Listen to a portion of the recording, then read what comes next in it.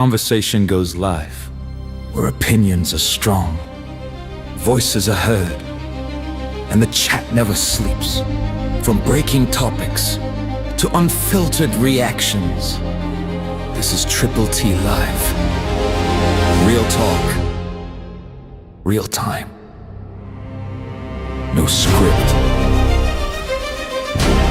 The stream starts now.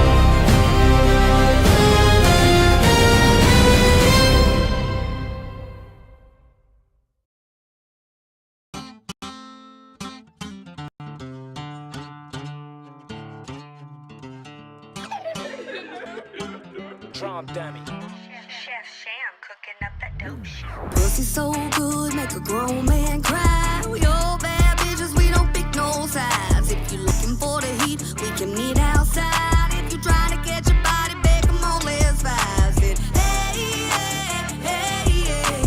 Backwoods with my bitches. Hey, hey, hey, hey. Fuck around, we'll give you stitches. I'm just chillin' in the back with you, the place I call my home. I hit up Shelby K, what the fuck is going on? Said we need to drink some drink, come up with a new song. Put these boys up in their place, cause we got it going on. This for my girls in the driver's seat, with their own car, who work hard all week. My Bama bitches, my Georgia peaches, Carolina cuties in the Florida heathens. Bobble bad bitches go crazy, drink a whole handle for being a lady. Don't need BBL, I speak bad bitch language. Oh, I draw a crowd and I ain't even famous. Hate to see me go, but they love to watch me walk away. I ain't like these other hoes, I'm a different slice of cake. Bitch, I ride my own dick, and I ride my own shit. Pull up on the scene, bet you ain't even gon' say shit. This is so good, make a grown man cry. We all bad bitches, we don't pick no sides. If you're looking for the heat, we can meet outside. And if you're trying to catch your body back, come on, let's vibes it. Hey, hey, hey, hey. Backwoods with my bitches. Hey, hey, hey, hey. Fuck around, we'll give you stitches. You see in the backwoods, that's where you gon' find me. In the backwoods, it's so Stormie, Shelby County. The ones who get it, they just get it. The ones who don't just make us famous. How these dudes be mad that they can't tame us. Hoes they hate us cause they ain't us. They so peanut butter jealous, and quite frankly I could care less. This that bad bitch language, toxic, hella dangerous. If we want it, then we get it. If we speak it, no, we mean it. Pretty Stormy, causing havoc, thunder booming, lightning cracking. Shelby cruising through the madness. Shelby known as being savage. Ain't no phone cause we too trashy. No lost calls, yeah, we make magic. No cosign, we made it happen. Why they mad though? We ain't shit. This is so good, make a grown man cry. We all bad bitches, we don't pick no sides. If you're looking for the heat, we can meet outside. And if you're trying to catch your body back, come on, let's vibes it. Hey, hey, hey, hey. Backwoods with my bitches. Hey, hey, hey, hey. Fuck around, we'll give you stitches. So good, make a grown man cry. We all bad bitches, we don't pick no sides. If you're looking for the heat, we can meet outside. And if you're trying to catch your body back, come on, let's vibe. What to do, what to do, what to do. What up, everybody? Welcome to the Triple T channel. I'm your host, Triple T. And tonight we got a very special interview set up for you. But I appreciate everybody coming out. So we're not going to do the normal shout outs. Just welcome everybody and just sit back, relax, get your popcorn out, strap your boots on, and enjoy the ride. And I'm going to bring up my co-host for this interview, Mr. Stone Dad. Yo, what up, everybody? How we doing? Doing good. All right. Without further ado, the special guest of the hour, the one and only, the unspoken, unfiltered, Miss Stormie Leigh. How you doing, Stormie? Oh, wait, I had my mic turned off. What is up, you guys? How you doing? I'm good. How are y'all? Good. Doing all right? So, Stormie, I do my little interviews a little different. Stone Dad's got some questions for you. But what I'm going to do, because I did a deep dive research on you, and I'm going to give you your backstory. And if I get anything wrong, please feel free to correct me, okay? Let's do it. I ain't never had nobody do that. I'm down. All right. Before we get started, appreciate you, Kathy Clock the House, for $100 super chat. She says, on behalf of my family and the Triple T family, thank you for everything you do. Keep the amazing work Can you please say a prayer for me? I have my first treatment tomorrow morning. Always much love and respect. Most definitely, Miss Kathy. Most definitely. Okay. So your real name is Stormie Leigh Smith. Your stage name is your first and middle name. You got started in music by playing the trumpet in the 6th and 7th grade. You played the second chair in the 8th grade. Then you were in a marching band in the 9th grade. You also played hockey as a kid. Time out. I was in marching band in 8th grade, but yeah, you're right about everything else. Okay. You went to UAB in Birmingham, Alabama. Roll Tide Roll. Roll Tide. Where you earned a 4-year degree and a double major in accounting and business It's not financing. I was initially a double major, but I dropped the double major side when I initially decided to do music. But I do have a bachelor's in accounting. Okay. So you do have a 4-year degree in accounting. Um, while you were there, you dated a guy for 6 years, and he broke 2 of your ribs. You were at a concert 6 months later where Little White was performing, and you had an epiphany moment because White's performer, you said that you could actually do music, and that's how you got started. So you started taking classes, voice classes, to pursue your music career in 2013. Then in 2015, you released your first 5-song EP album titled Instrumentally. To officially, Instrumentality. yeah, I thought I made up that Instrumentality. word, but I did not. It's called instrumentality. To officially start your music career. After you released your first EP, you got into an internet radio gig called Rag Radio, where you would interview artists. You also had a rap radio show called Soulful Rapping. And then you No, went on. the rap radio show. So my show on Rag Radio was Stormie All Night, and then I Mhm. created a rap radio station called Dope Music Radio. Okay, I apologize. You're okay. Then you went on tour with 3 6 Mafia to sell merchandise No. on on it wasn't the Masquerade tour? No, I saw them on the Massacre tour, and I actually, if now that I think about it, I sold merch for Compton Menace while he was on the Massacre tour. But I Okay, met them on the Massacre tour at Iron Horse in Hoover, Alabama. And I was passing out flyers for the Robbie Rags dude with the Rag Radio stuff. That was actually before Dope Music Radio come about. But it's all, within the same few year time range, like when I very first started doing music. okay. So then Jelly Roll's tour manager hit you up to open up for Jelly Roll in Birmingham, Alabama at Zydeco, where you performed your very first show. And then for the next 3 years, every time Jelly Roll came to that area, you would open up for him. Yes. In 2016, Shotgun Shane's manager hit you up to go do some work with him. Uh, but they didn't because they got mad because they said you charged too much money. A year No, later, no, that's not at all. So I actually went out to Knoxville. We were trying to start a label called Buck and Southern. okay, Because me and Shane and Anthony Beast Mode were the first, or I'm sorry, me, Shane, and Anthony Beast Mode performed at Redneck Rave 2017. yeah, Because I was about to get to I've that. always been like, yo, I was technically the first female to play out there, but they've always promoted it as Katie Noel. Which, granted, she had a bigger following social media wise when they were promoting it than I did. But all that shit, it's a long story with that shit too, because that's initially where, because I've spoken on the last couple of little interview things that I've done in regards, to Justin coming up to me at the Nashville thing and, mentioning, hey, I was told that we have beef or whatever. And I was like, yeah, but we never actually sat there and touched on it. But that's from when it was during all the Shotgun Shane stuff. And like I said before, me and Shane's wife have had conversations, since all that too. So hell, she actually come on my TikTok a few months ago. Not It was recently. Whenever me and her had this conversation, it was on one of my lives, and we periodically still comment on each other's stuff now. A few months later.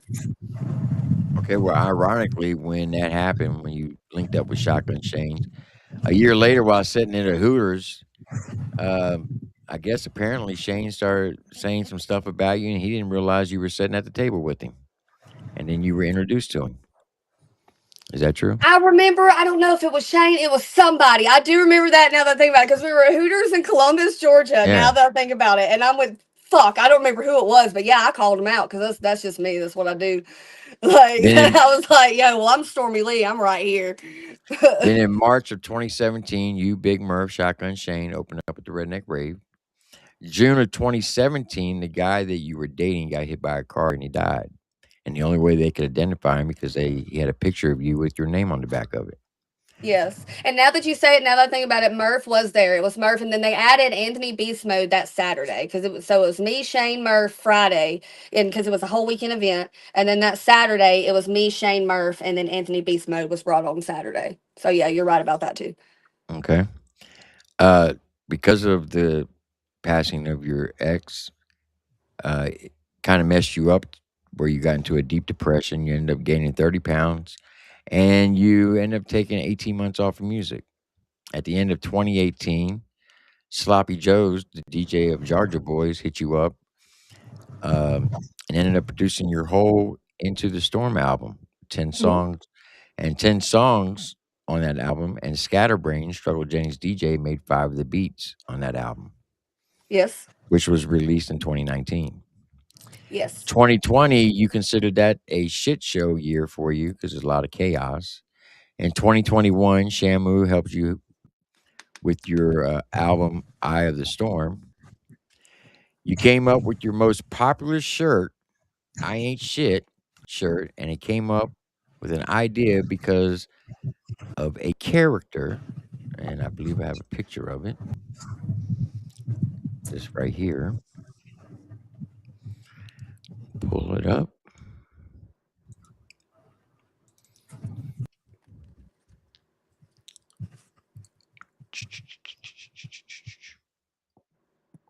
Hold on, give me 1 second.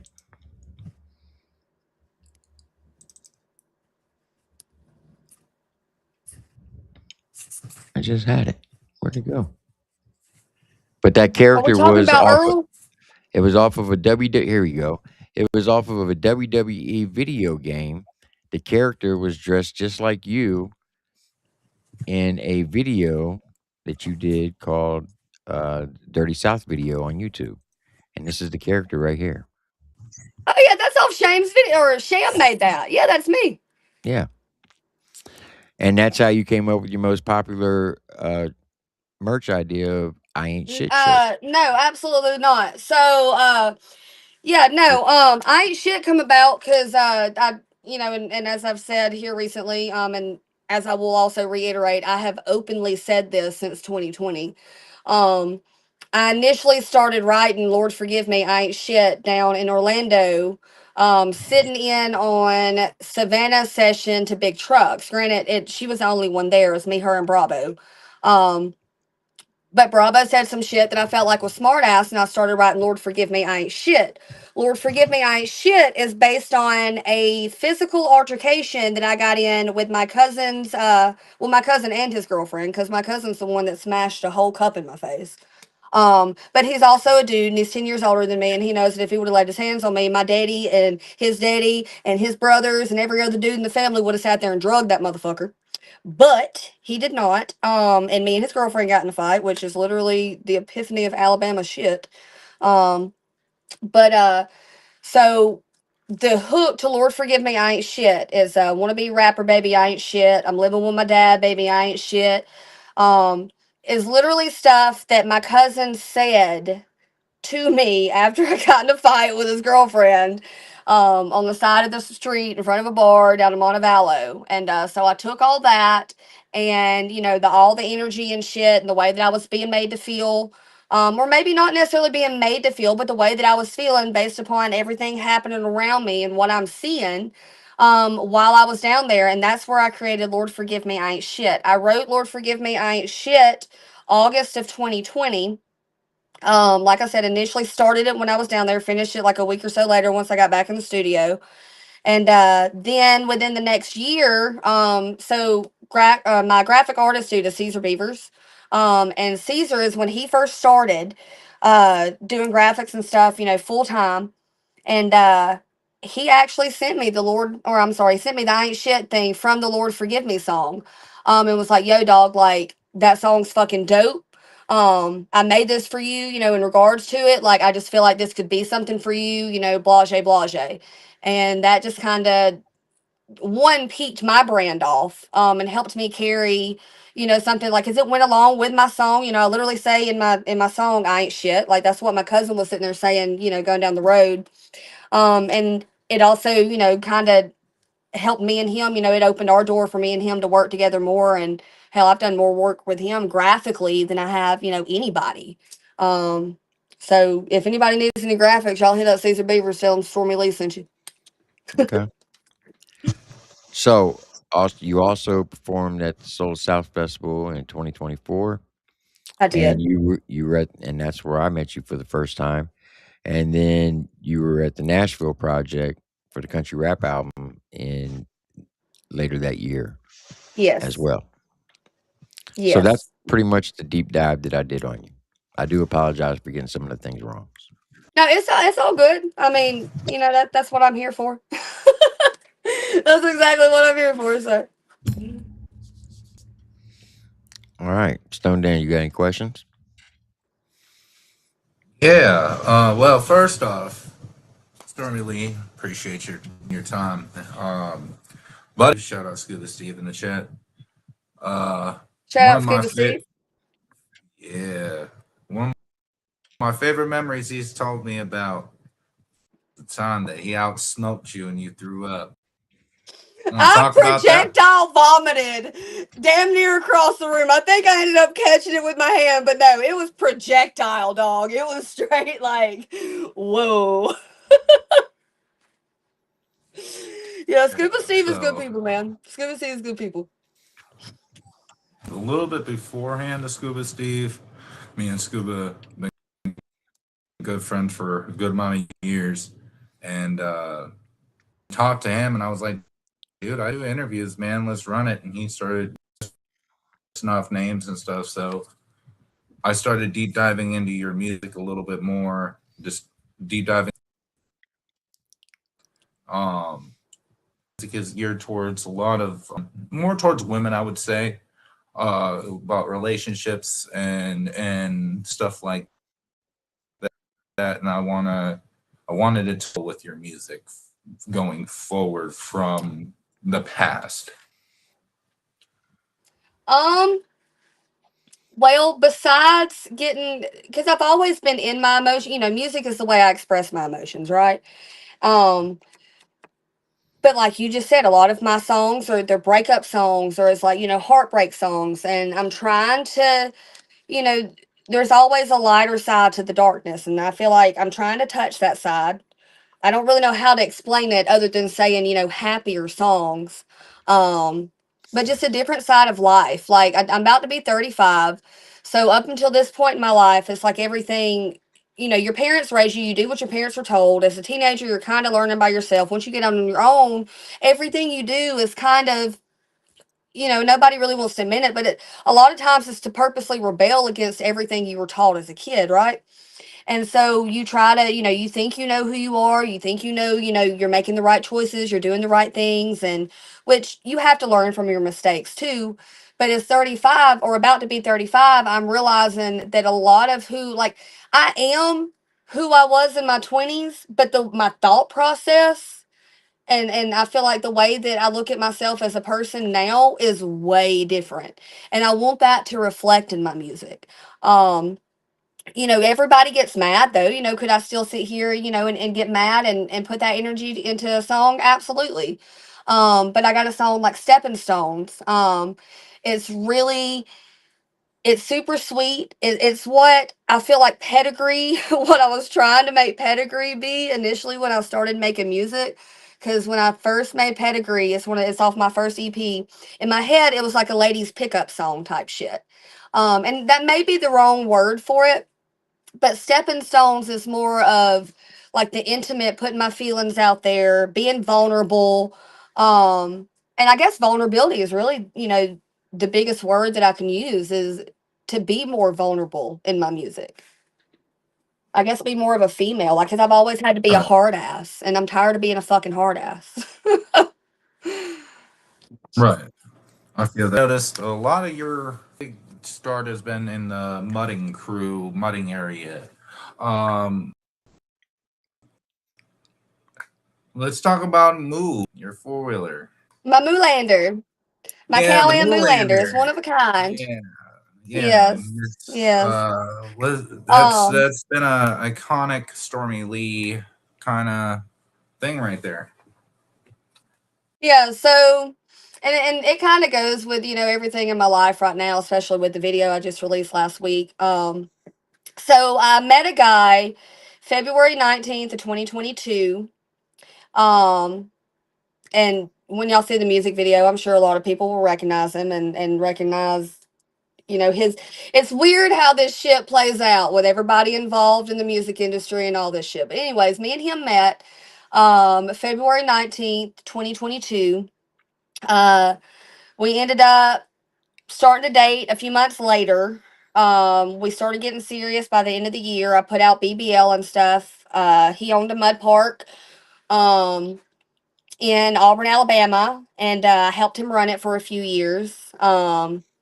And there's a lot of details that go into that, the good, the bad, and the ugly on everybody's side, and it is what it is. But we also know what Stormy, the role Stormy Lee played and all that. I was the face of a lot of that. Um, and so I helped him run the park for a few years. And as we're doing, like, I grew up riding four wheelers and riding in the woods and stuff, and going and watching rock crawlers and stuff, climb on the power lines. And I'd always wanted to get back into that. And once like the term country rap and hip hop like started popping up, and getting more popular, I'm like, damn, like this really is, like this is where I'm from. As much as I wanted to not be, who the fuck I really am, in my early 20s and shit. Uh, but it's just it's where I come from, and so I ended up buying a full wheeler in 2023, the end of 2023. And while I was on tour, okay, so back up. I bought the four wheeler, and everybody in the off road industry and all these races and stuff, they'll wrap their four wheelers, they'll lift them, they'll customize them, and it's really big in the off road world. And I'm sitting here, and plus my boyfriend runs a park. I help him run a park. Like I gotta, be a part of it. And Shamu the Panda, when my social media first started taking off, granted, it was a lot of drama, but everything always is. Uh, I never bitched down, not one time, and I milked the fuck out of it. And Sham started saying, like I know how to milk social media. And I'm like, yeah, I'm milking the game, right? And so I'm trying to figure out how I want to do my full wheeler. And then I'm like, you know what? Sham always says I'm milking the game. I'm going to fucking get a cow four wheeler and I'm going to deck it out. And I'm really going to milk the game. And my ex actually come up with the name. He did come up with the name Cow-Am Moolander. But while I was on tour, I paid to have it wrapped. Some of it was sponsored. Like I paid the people who sponsored it. I paid them $1,000. So technically I paid for my sassies, but they did my powder coat.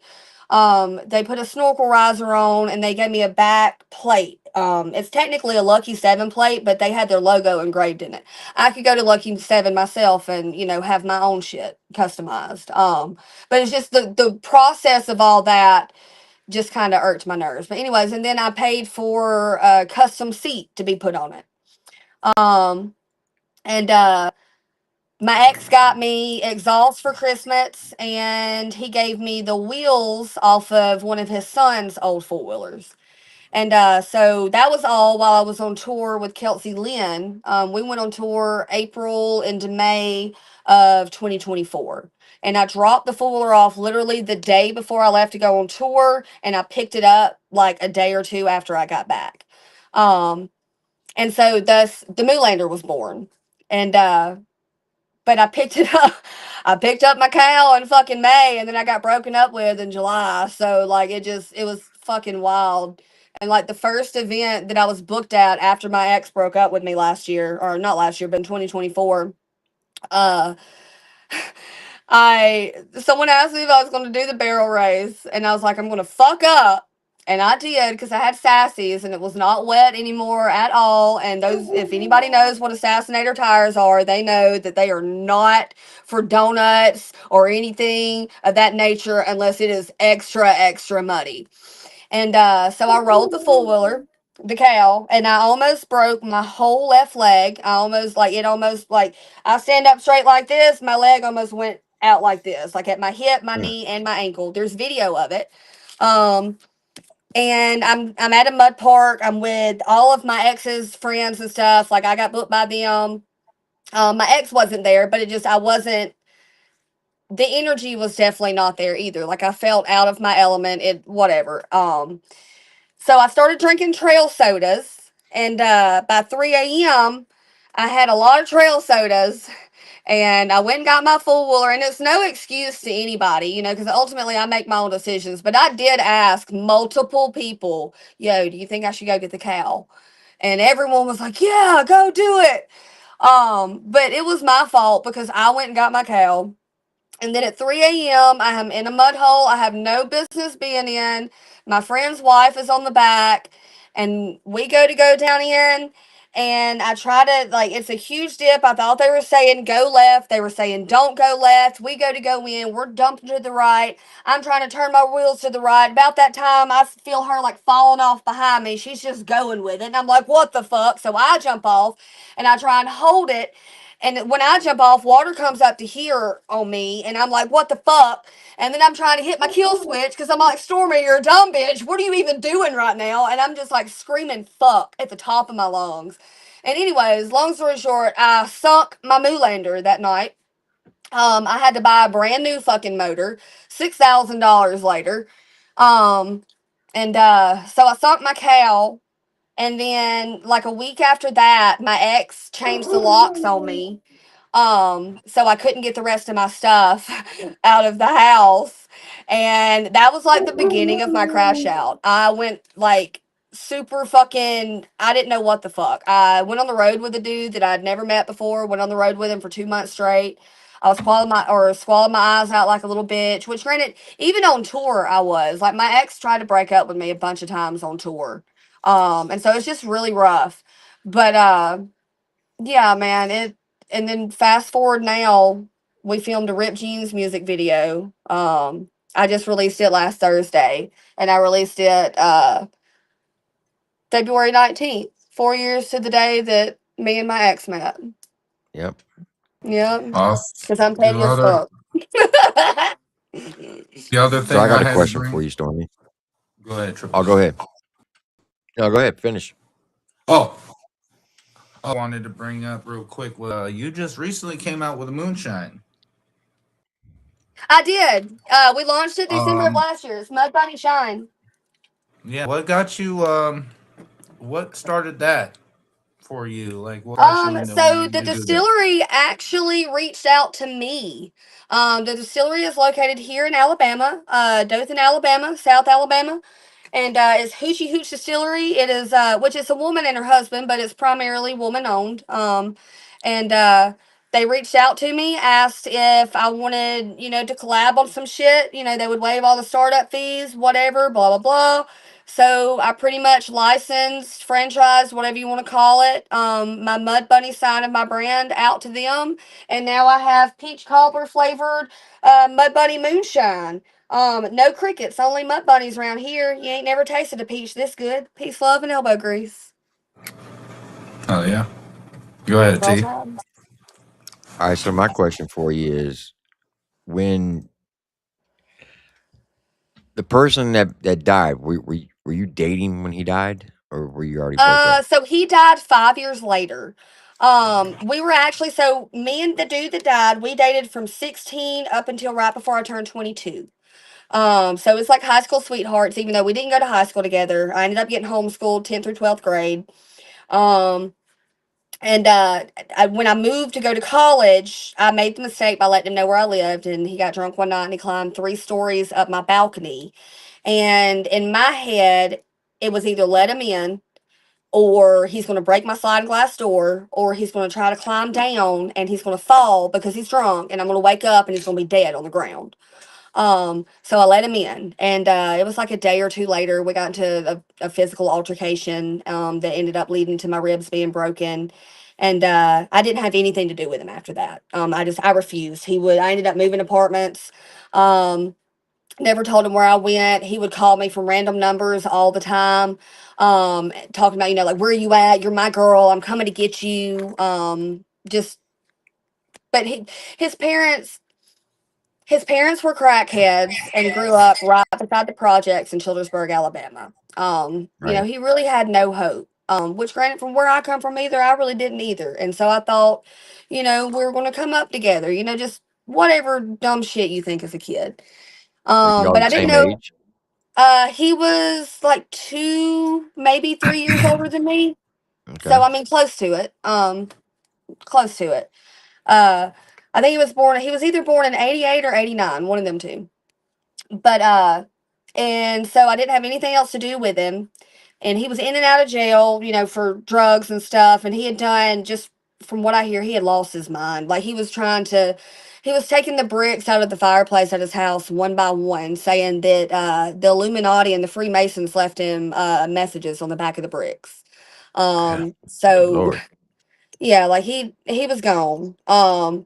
But he served a year and a day in jail, not prison. I don't know exactly what he went for. I just know he served a year and a day, so he had to stay the whole year. And he got out, and when he got out, I was actually in Knoxville, dealing with all the Shane stuff and that little label that we were trying to put together. And he called me, and I figured it was him as a random number, but I answered and I was like, "Hello," and he goes, "Where are you at? Down in Miami with the ballers?" And I just kind of laughed. Like, I wasn't a bitch to him. Normally, I was a bitch to him, like, don't fucking call me, blah, blah. But I just, I don't worry about what I'm doing. Are you okay? I was as nice as I could be without being, overly concerned. And we kind of got off laughing. I did hang up on him. I did hang up on him, but we kind of got off the phone laughing. And that was the last time I ever heard from him. And he died a couple months later. He was hit by a car. He was riding a bicycle in between Childersburg and Sylacauga, Alabama. He was in the middle of Highway 280, which is a state road. It's a 4-lane road. Um, the speed limit is 65 miles an hour. He's in the turning lane on a hill. It's nighttime. He had on a black t-shirt, dark blue jeans. He's on a spray painted black bicycle with no reflectors. And a car comes over the hill and gets in the turning lane. It was actually a nurse on her way to the hospital to go to work for the night. And she hit him from behind and just didn't even see him. And killed him instantly. And the only thing he had on his person was a wallet-sized picture with my name on the back. I was in my high school cap and gown, and he was identified from, at that time, what was like 5, 6-year-old Facebook pictures. And yeah, I keep some of his ashes with me. He's everywhere I go.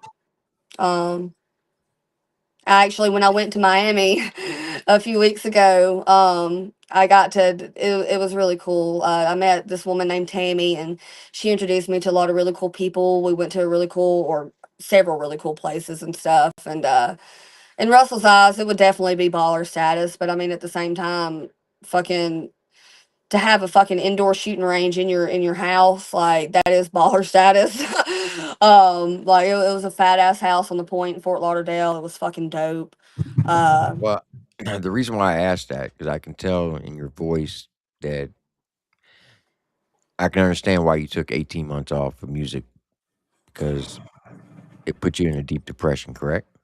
yeah, like something like that. I kind of very similar to what I went through with this breakup with my ex since July.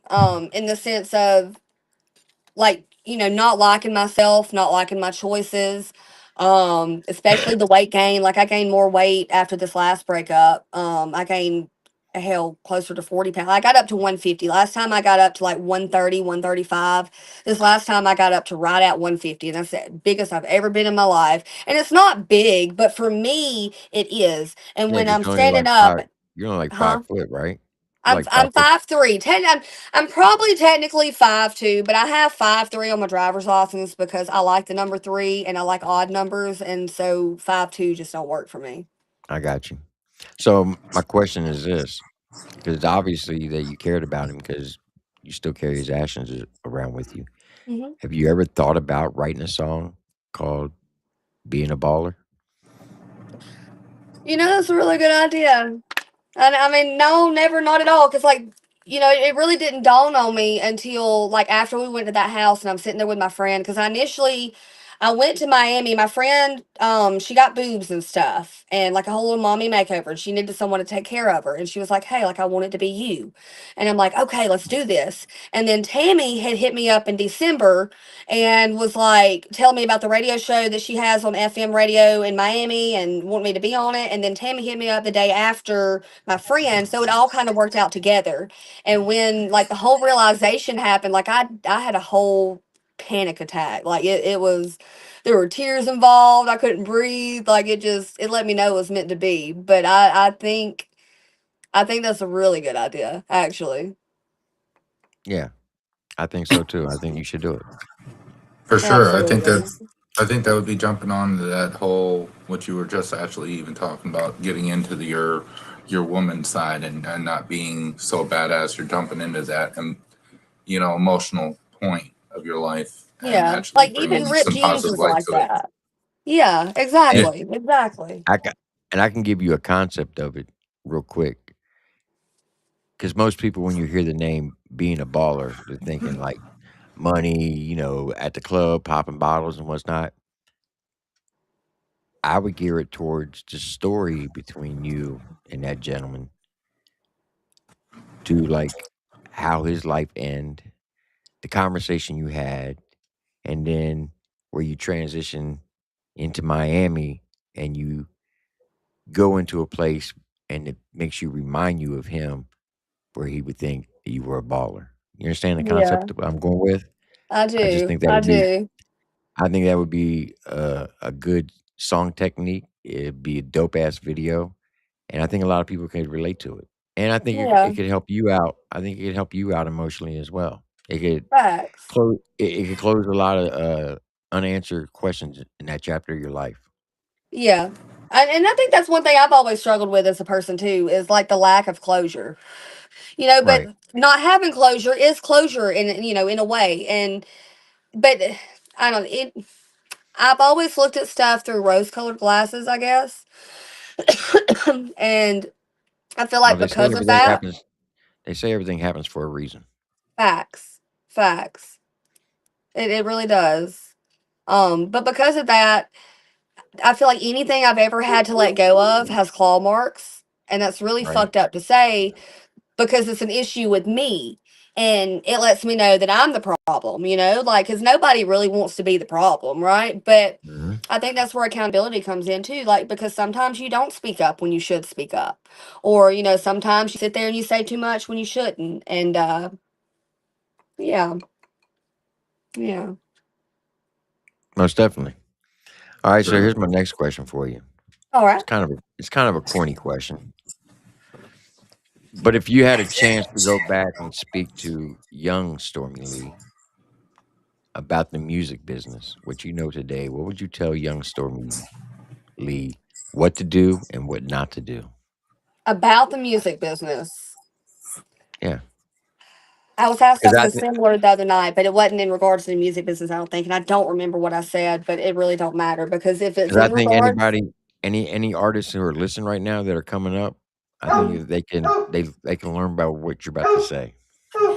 um, to not, it's not necessarily one thing, but I fully stand on, and I have an issue doing it myself, based upon my own things that have happened to me, to where that fight or flight mode, and you dough out and you like freeze and you don't do anything, and you space out with your head. But I would say, and I forgot exactly what I was about to say now. Um, besides not being worried, oh, speak your truth, even if your voice shakes. That's what it is. But it goes into not being worried about what people think or have you. You are you.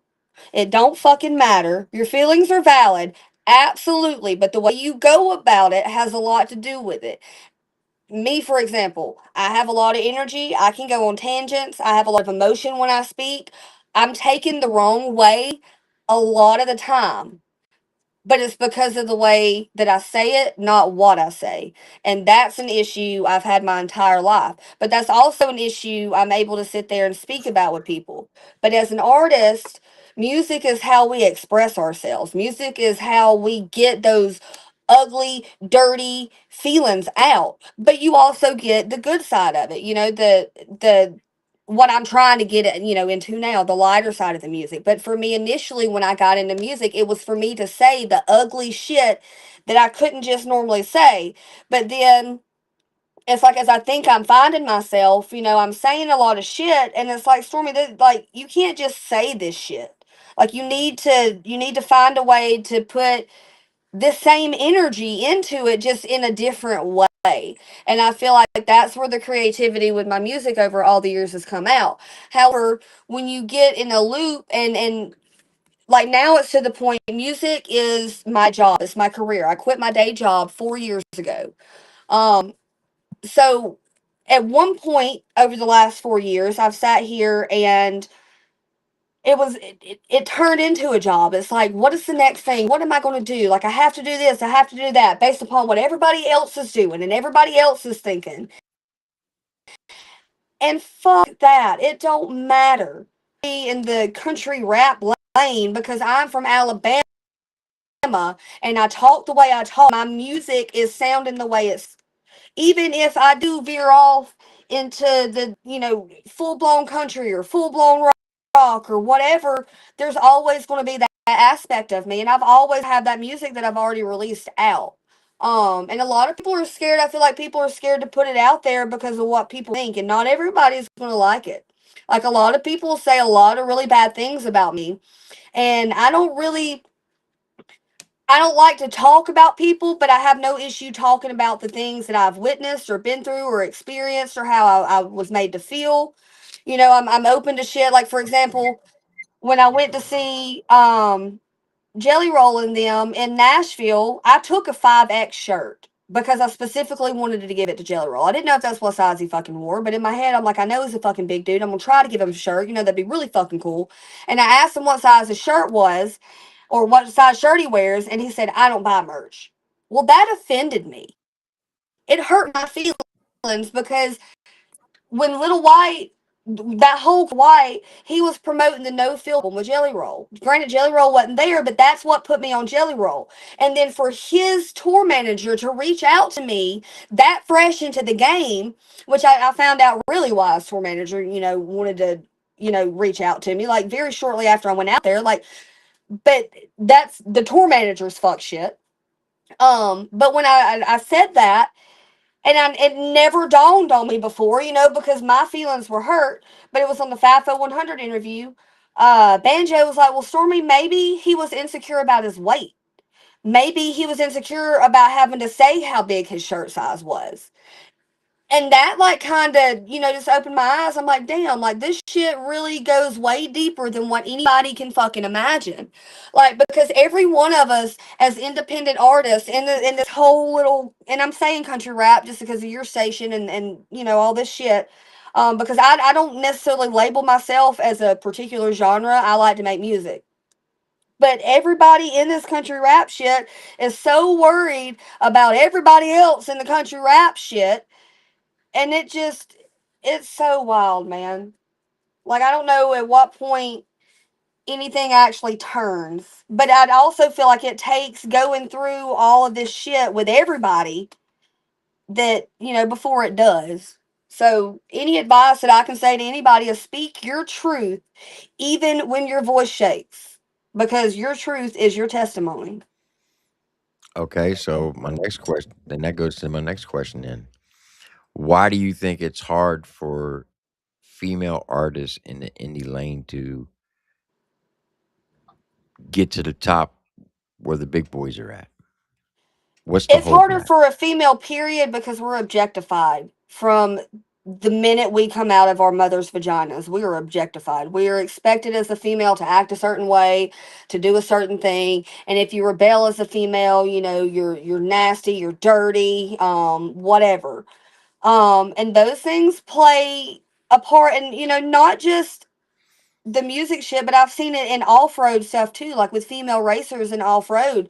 Like it's just harder for a female, and dudes are going to be like, oh, well, women can just go, go shake their ass for money or get with a dude, who has money. But that fucks with our dignity as women. And it's like we're Right. expected to just be okay with that. Like I'm not okay with any of that. I will not respect someone who does it like that. Like it don't make sense to me. But as a female, my particular struggles, like I just said, was I never know when dudes have ulterior motives. However, it doesn't matter if I'm nice, if I'm mean. It doesn't matter however I carry myself. Like, if they're not going to want to fuck with me, I'm going to be the bad guy regardless. And that's something I'm learning to be okay with. I'm learning to love myself. It's okay if people reject me. Fucking, I don't have to do what you tell me to do. I'm not asking you to do anything, and Right. it's hard for a female Okay. So, because there's not that many female independent artists in this lane. at Like, all. there's you. You got Shelby K, Mm-hmm. Savannah Dexter, Mm-hmm. Caitlin Curtis, Struggle's daughter, Brianna. So there's Yes. 5. Then there was Kelsey.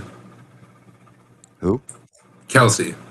Kelsey got Kelsey. Kelsey got co-signed into country rap with me. Her music was strictly hip hop rap up until we did the shit that we did. She's now in the Right. lane. You're welcome. It is what it is. But yeah. And I'm not knocking her shit as an artist. I'm just saying she was not in the country rap lane to knowledge until we did the real recognize real shit and did the EP and did the tour. Then you had now Kelsey. Is that the one who quit doing music? No, Because there was she's a to my Kelsey female. knowledge, Lynn. she's on tour with Moonshine Bandits right now, or Okay, about to what's be. the female that was really popping about 3-4 years ago, and now she quit music, and now she's like A a mom? fitness instructor. No, she's like a cross trainer instructor. She used to dip Mm. skull. Who? I can't remember. I'm She was surprised y'all she haven't was name dropped Katie Noel yet. But I don't know who the hell you're talking about. I mean, I know there's Sarah Chop. Ross. Help me out, Chop. You know who I'm talking about. She used to Up Church took her to lunch one time. Um, Chad Arms interviewed her. God, what is her name?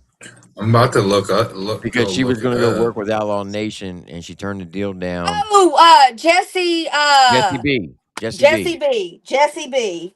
Yeah, her. So Yes. she's out doing like being some type of health instructor. And then Yeah, I've been seeing some golf balls here lately. of course you got Katie Noel. So Hmm. you might have like 10 females in this lane. Yeah, they just That- name dropped Sierra the rapper. She's yeah, in the fucking game now, but but she's not Yeah. independent though. she's not. She is not. Then that's what No. I just got, because I didn't think she was, just with the amount of shit, like how fast she popped off, and then the features that she got. I'm like, there's no way this girl's independent. I don't know if you remember the show Drewski, Could It Be Records? She was on Mm-mm. season 1 of Could It Be Records. Oh, I don't know. I didn't know all that. Yeah. So Okay. she's signed by Sony. They're part of Okay. Sony. She independent record label attached to Sony. That's who she's signed to. So she's Okay, not I was excited independent. because it wasn't Sony that I was told, but if they're under Sony, then that makes sense. Yeah. So my question is, oh, yeah, and you also got Corey Red. You got Yeah, Cody Red is dope. You Cody got Red is dope. I've been watching her for a few years. Corey I saw her at Spires. Savannah's going on tour. You got Corey Spires. You got Corey Haynes. So you might have maybe 15, actually good female artists. Mm-hmm. Why is there so much animosity with such a small amount of group of people of the female artists? Like, I why feel do like because they? that's female shit and that's catty shit. Like I worked in the restaurant industry for 13 years, but from 18 till literally right before I turned 31. A few weeks. And if that taught me anything, it taught me that women are fucking catty, or fucking dirty, or fucking petty. And it just, when I initially went into the restaurant industry, I thought I was signing up for, like a sisterhood type shit. And maybe, maybe it is if you play dumb and you play into all the stupid shit. But just like a freaking sorority house, like I would never survive, do all that fake shit. I feel like that's ultimately how it is with everything. And I get that, there's images and stuff that you got to portray. Like, because how else would all these big, A-list celebrities have gotten to where they're at if they didn't, just shut the fuck up and let people talk? But at this point, and, a lot of us, like, this is real shit and this is real life shit. And it's never been an image for me. But it's the way it is between the females because it's just us female shit for whatever reason. We're fucking cutthroat. Like, and dudes act like they're cutthroat. Absolutely not. Like, dudes are bigger bitches than females, I feel like, but the women are dirtier. The women are way fucking dirtier. And because I've just seen it and I've caught it. And I'm not saying I'm perfect by any means, but what I'm saying is, at what point do we quit the fucking childish, petty ass bullshit?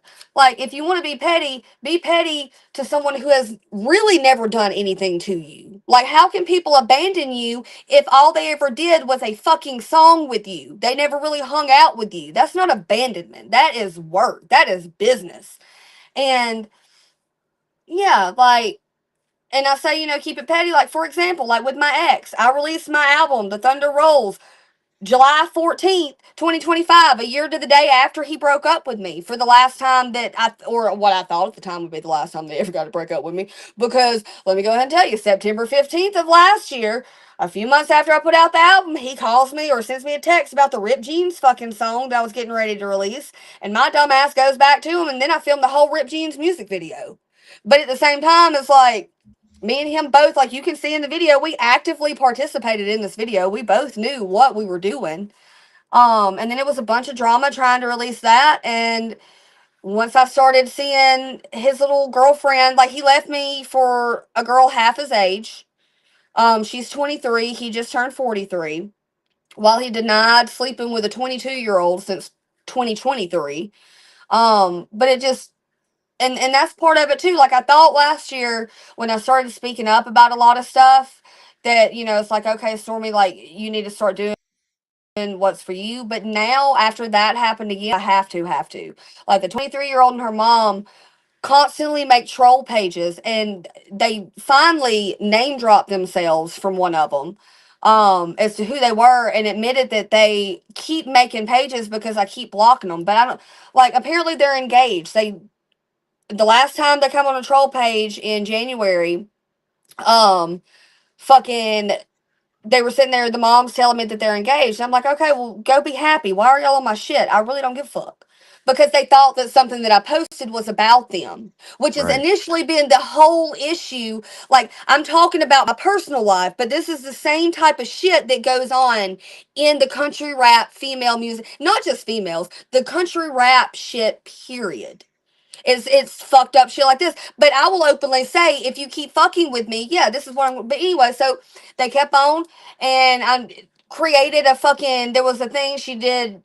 It was Ella Langley singing the Texas song or whatever, and she's like, "When you think you sound like this, but dot dot dot," and then it was a video of me from last October, at an event that I hosted wearing a cow onesie promoting the Hating on Me video.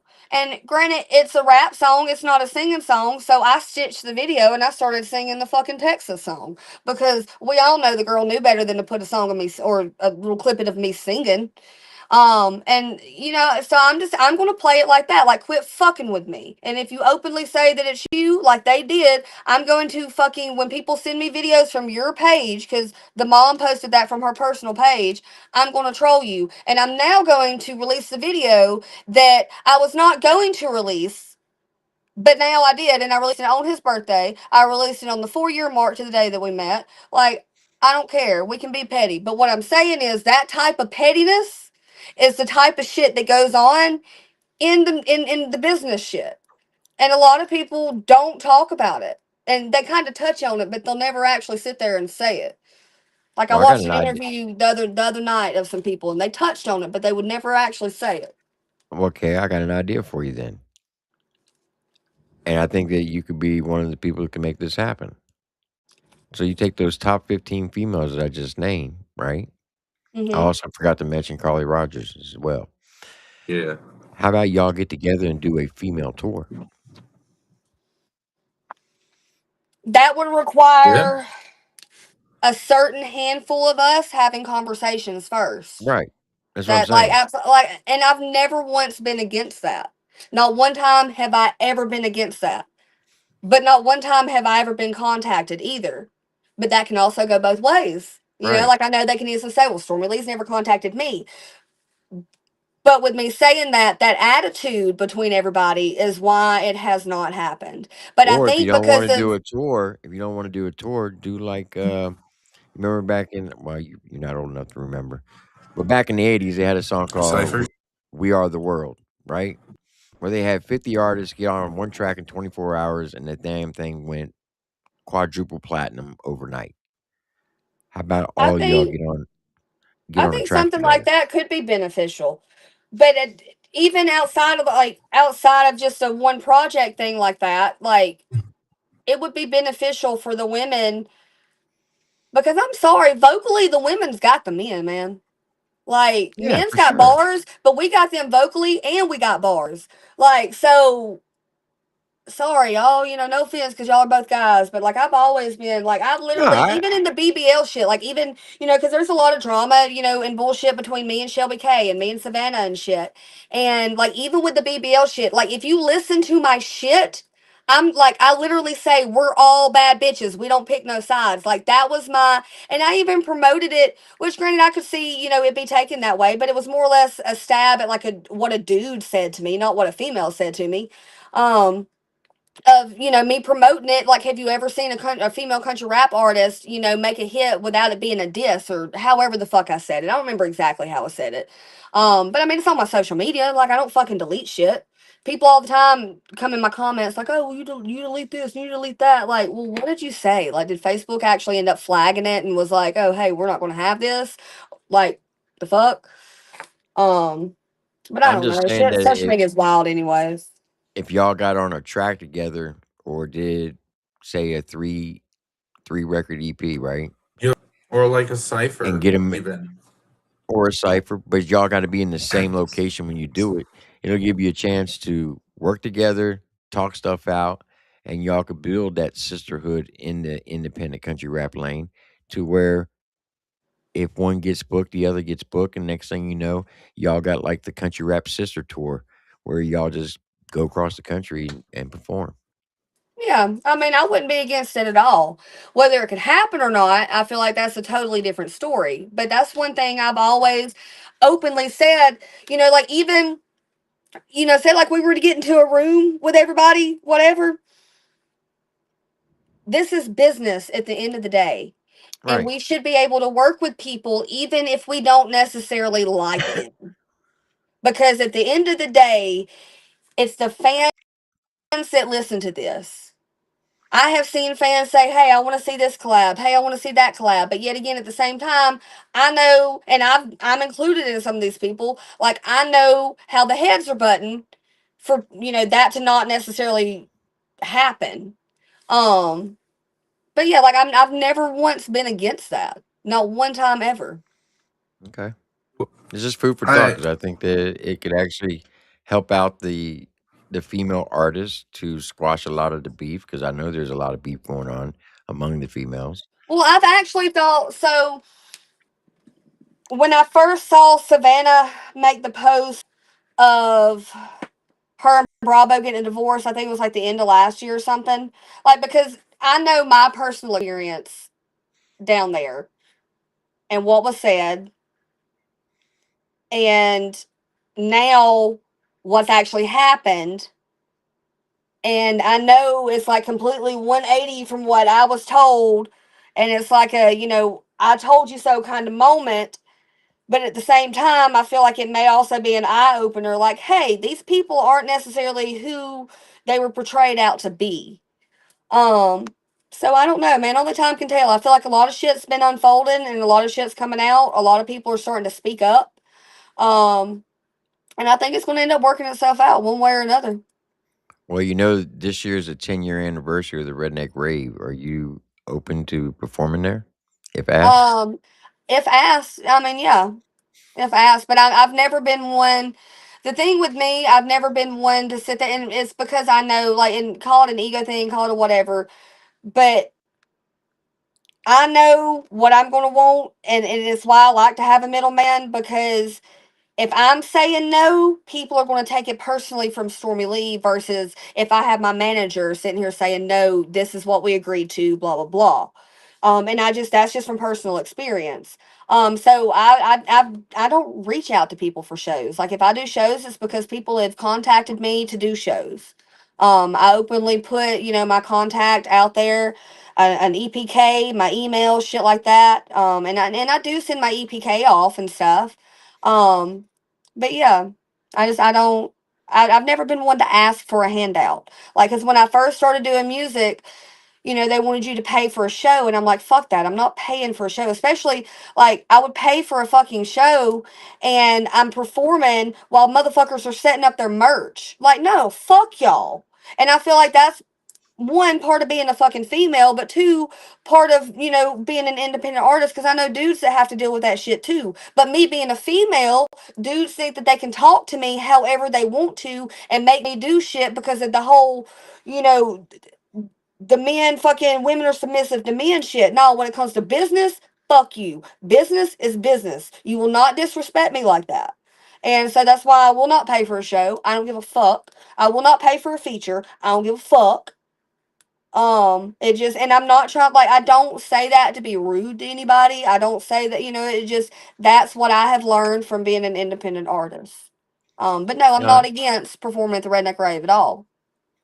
I feel so I you. have a question I feel you. for you.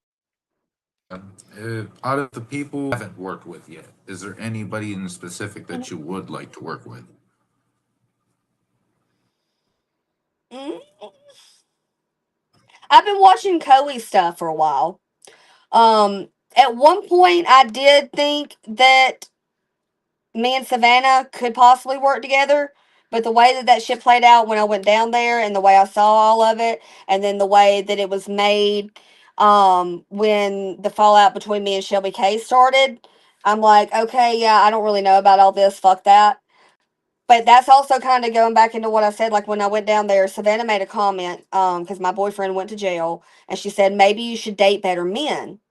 And then here we are 6 years later, and I'm just sitting here, just watching everything play out over all the years. And the this is one of those where like I can say I told you so moments, but as a woman and empathizing and trying to understand, um, like I've debated reaching out to her. Like I like since I saw that shit last fall, I have debated reaching out to her.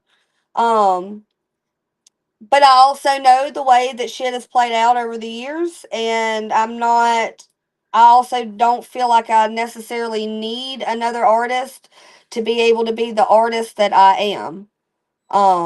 I've never really wanted to ride anyone's coattail, if that makes sense. Like I don't want to do a feature with somebody just because I know I'm going to get views. You know what I'm saying? Got you. Right. I feel that. But I'm not Respectable. passive whether it's her, whether me and Shelby Kay would ever work together again, whether me and Kelsey would ever work again. Like, I'm just tired of the fuck shit. Tired of everybody being pinned against each other. We should all, I don't have necessarily good opinions about everybody, and I'm sure they don't necessarily have good opinions about me. But that's where, you know, the communication comes in. But, Facebook feeds off of negativity. You go to the comment section, it's nothing but negative, negative, negative. Like, that's part of, like, what sent me in a funk last time. Like, because my relationship was rocky. Like, we broke up summer of 2023. Nobody really knew. I never really took it to social media up until it was the point that I'm literally feeling fucking crazy. And it was like a cry for help because I knew I wasn't crazy. I knew the things that I saw. I knew the things that I'd heard. I was putting all the shit together, and then it ended up coming out again, like all a year later, but like all the truth finally come out. And I feel like that's kind of how everything else is going too. Um, I don't know, it's just wild. Like, life is insane how everything, like, not just even in country rap, the world's doing it. Like, it's a change of the times for everybody in a lot of different ways. But musically, I think that if the females can sit here, because it's a man's run world, but women are starting to take over. And if the females in this shit can actually get past the bullshit and the bullshit marketing side of the drama, because it is marketing, rage bait, fucking, the organized fucking arguments and drama and shit, like, that is real. Like, wrestling is the perfect example of that. So if they can do it in wrestling, which every artist I've ever known bases their performance off of some type of something like that, because when you look at wrestling, they know how to work a crowd. And when you're an Mm-hmm. artist and you're a good artist, you can work that crowd. And Facts. yeah, Agree excuse with me. that. No. All right. So, can you confirm or deny this one rumor? So, a Sure. couple weeks ago, a person opened up a YouTube page called Kelsey Danielson, and That's not they did, me. No. yeah, because they were I'm saying sorry. Ask. people were hitting me up saying, "Oh, that's Stormy Lee," and it was a diss track towards Savannah and Bravo. So you're saying that it's not you? That is not me at all. Okay. That, I feel like, has a lot to do with my FAFO 100 interview, because I touched on a lot of shit with a lot of different people over my time and experience. And I'm not necessarily saying, like, I said everything I said, and I meant everything that I said. The way I went about it in some ways, because What did you like I say? said, I literally told my story from start to finish. Okay. Um, like, I don't really necessarily know what exact parts, irked people's nerves. I mean, I can kind of imagine, because people said that I was rude about Bunny and Jelly. People said that I was rude about Savannah and Bravo. Last time I ever opened up for Jelly Roll was either May or July, I'm sorry, May or June of 2018. And it was the first and only time I ever met Bunny in person. And as a female, like I said, it's hard to do shit without dudes trying to get with you. I'd Right. already experienced the shit from Jelly Roll's tour manager in 2015, so I kind of kept my distance from everybody, but at the same time, I'm trying to figure out how to do this shit. Well, Bunny is rubbing on my shoulders on the side of the stage, and then she kept inviting me on the tour bus. And DJ Highlight told me that Bunny was trying to have sex with me, and that made me feel uncomfortable. Highlight initially told me, like, because I forgot how long after that, maybe within the next year or whatever, but he kept asking me to come out to California. And then he was like, I don't want to do music with you. I just want to fuck you.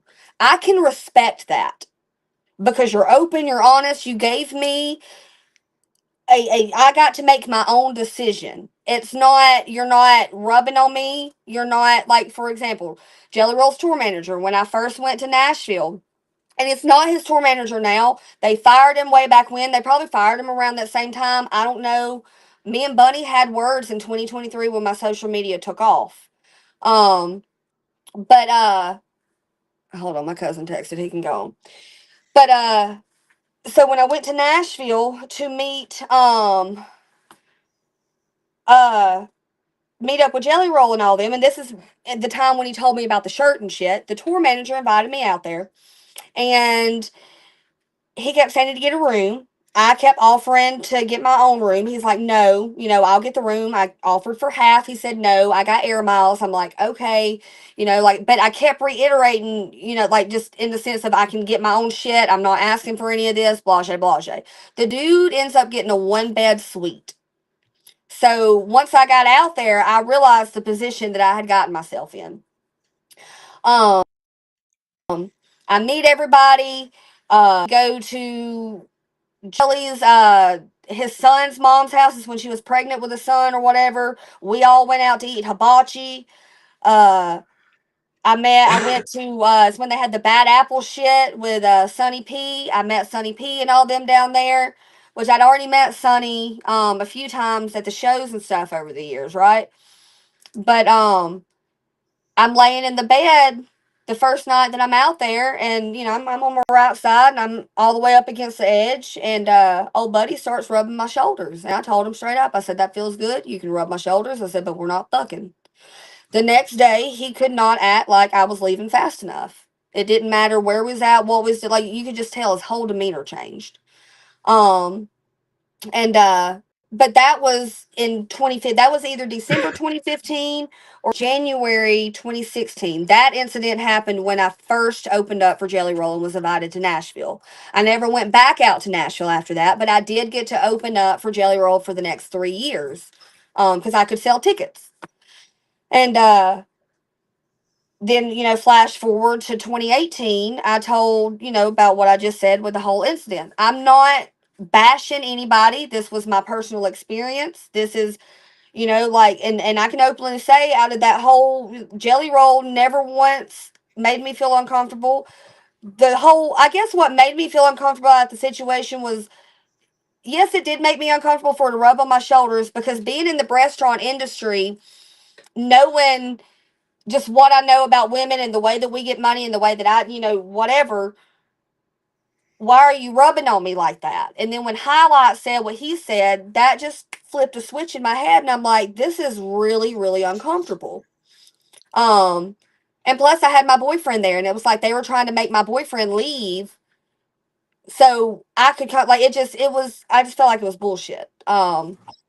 And so that was pretty much the gist of what I said. I mean, if I said any other details that people got mad about, Lord forgive me, I ain't shit at this point, but my story is my story. Like, I don't hate anybody. Like, me and Bunny ended up having words in 2023, but I feel like that stems because of the Shelby K drama.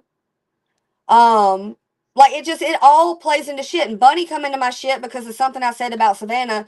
I said, and I quote, someone said Savannah's shit probably smells like sardines, and I said, and I quote, I just think it's funny how Savannah was so desperate for Katie Noel to tag her, but Savannah can't ever tag anybody or tag us or whatever. And then I said, and I quote, I'm not scared of Savannah Dexter or her little rabbit.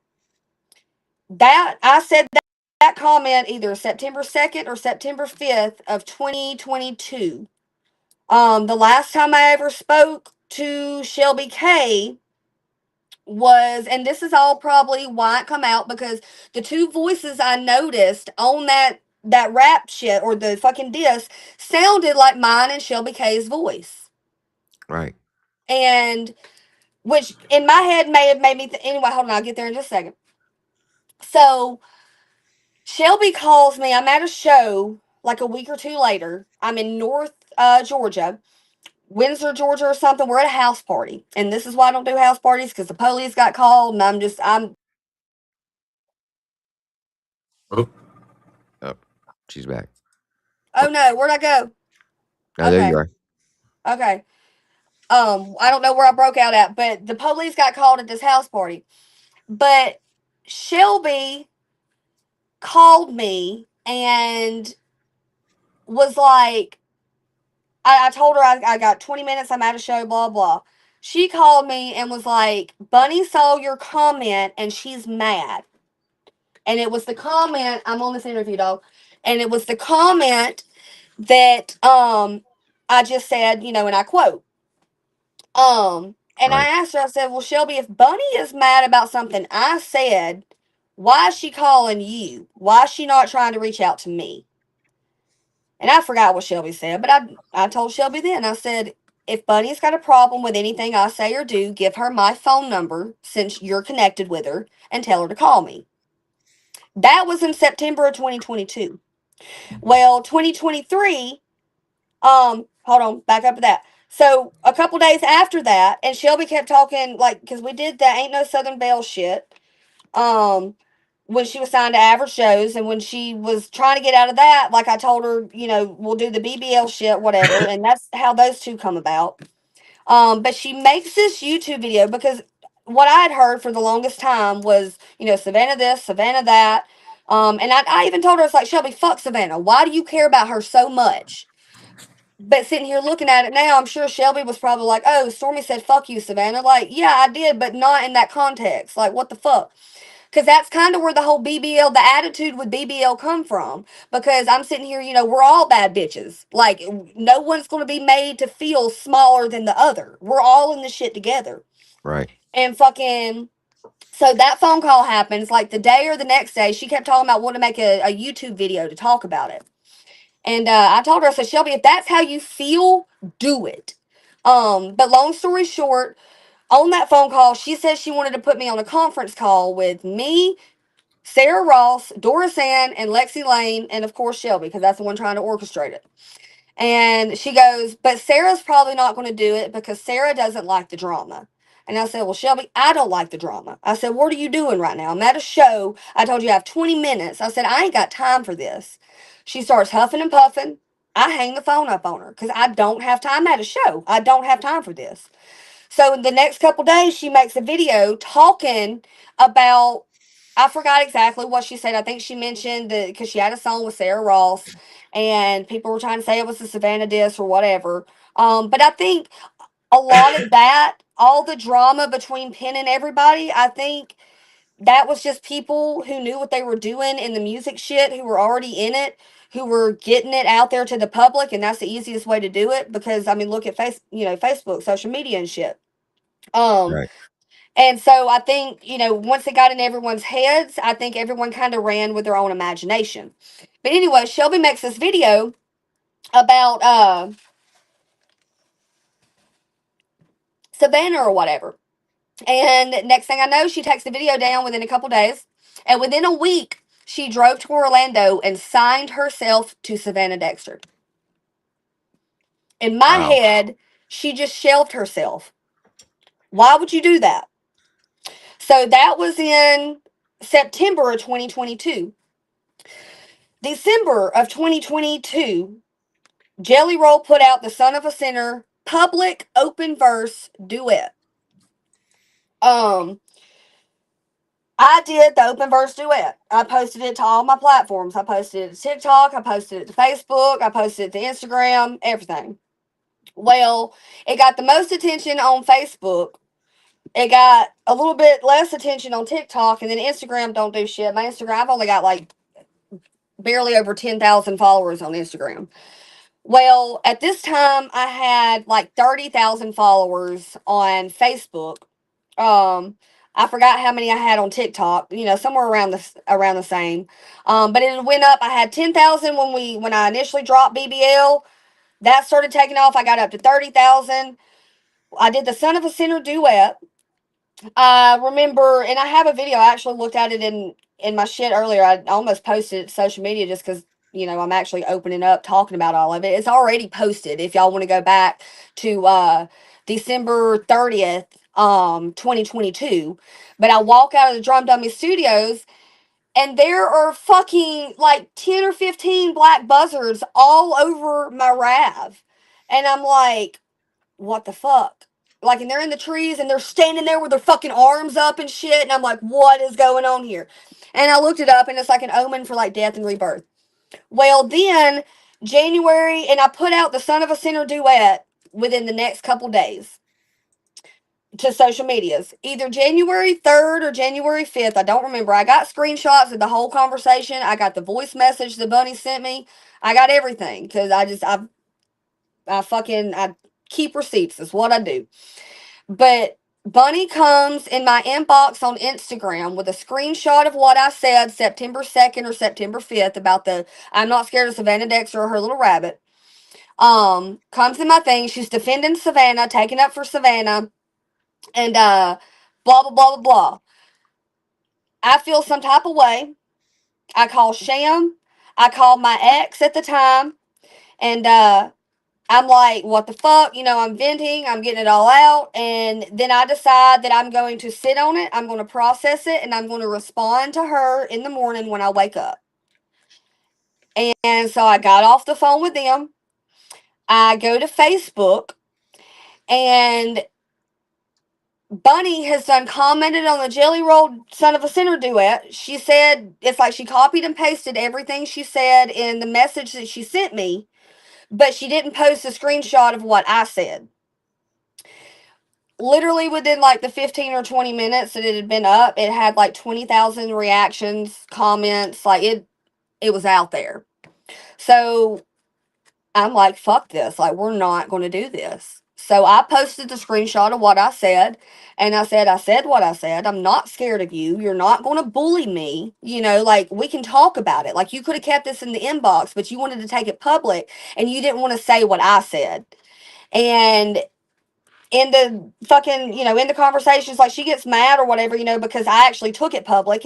But it's like, you took it public. Anyways, I snapped back and everyone started turning and was like, hold up. Like, she didn't even name drop you. And, you know, like, it just, everybody turned on her. She ended up deleting her initial comment, which deleted the whole thread. So it's not there anymore. I didn't delete shit. She did. Well, then me and her go at it through, you know, Instagram or whatever, back and forth, and, you know, her following's thrown in my face. Everything's thrown in my face. I'm a piece of shit because I'm standing up for myself. She demanded an apology, and I told her ultimately, I said, I'll give you an apology, but now the apology will not be one-sided. The apology will be two-sided because you did not have to take it to social media the way you took it to social media. And she wasn't having it, and she told me that now they know how to move accordingly, and I was immediately blocked from anything to do with Jelly Roll on social media. Wow.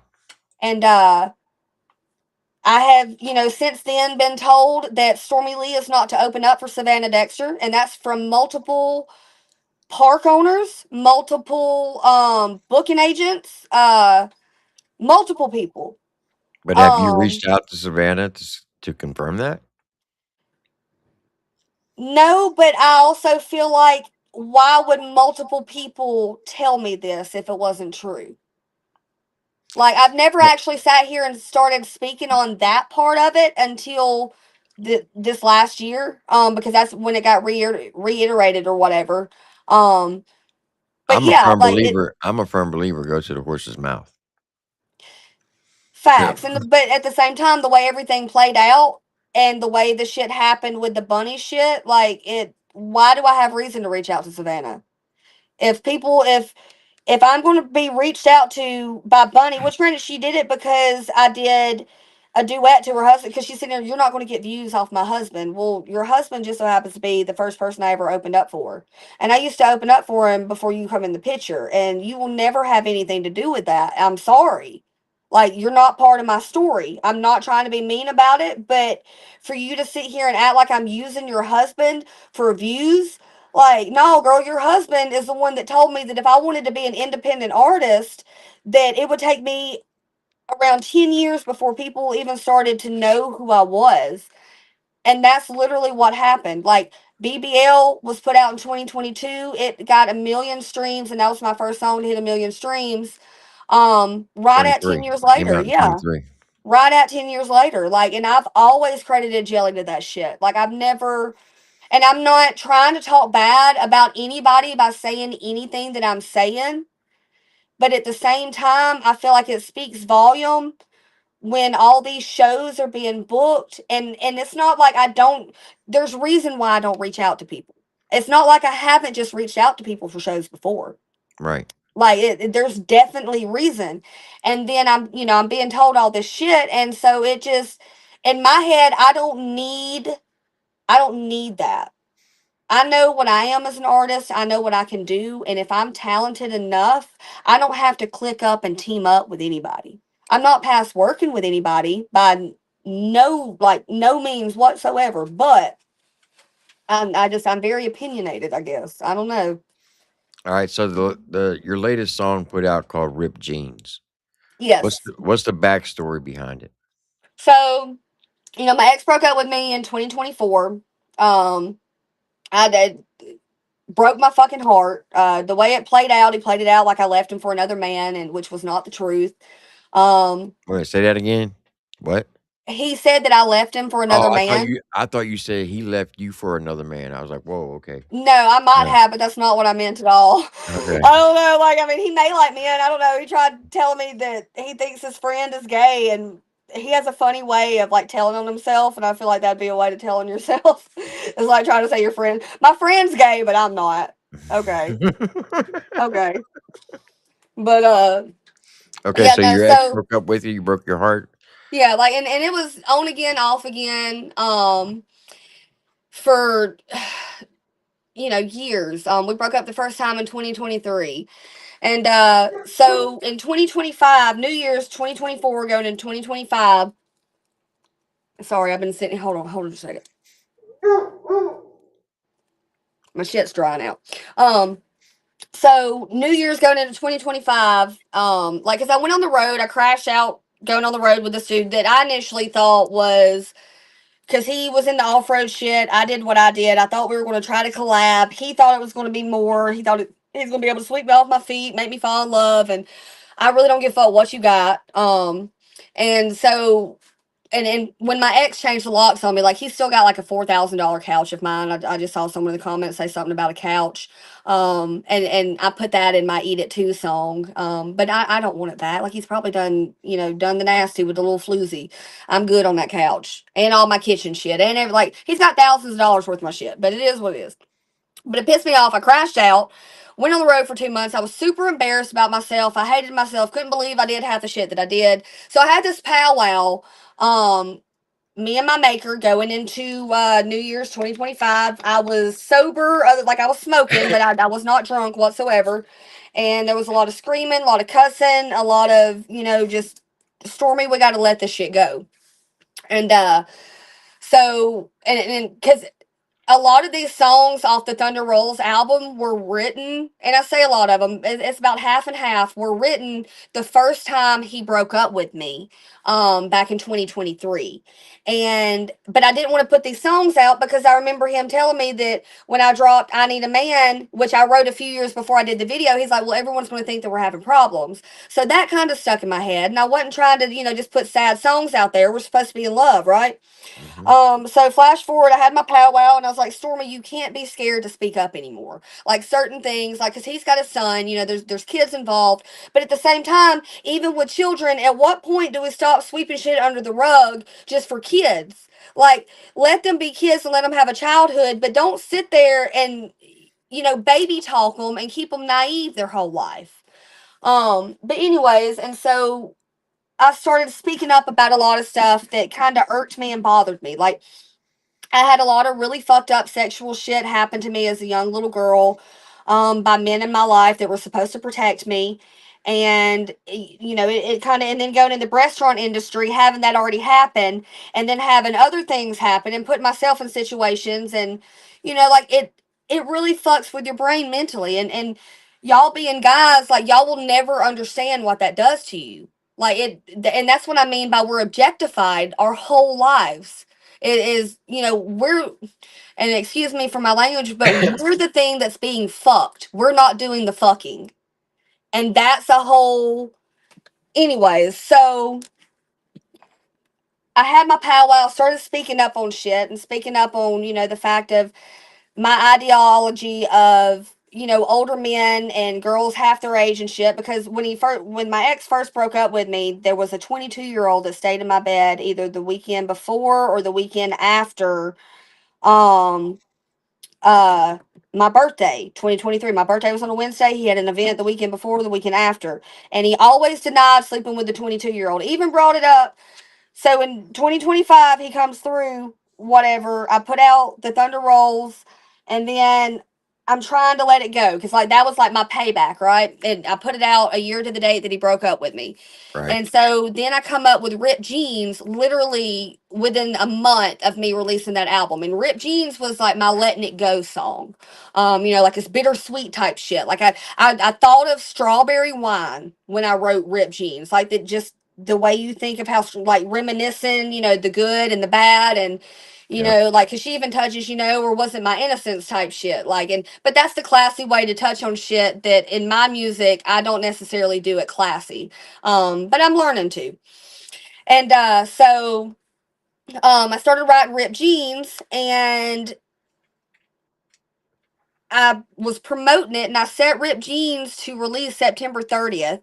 And my ex sends me a text September 15th.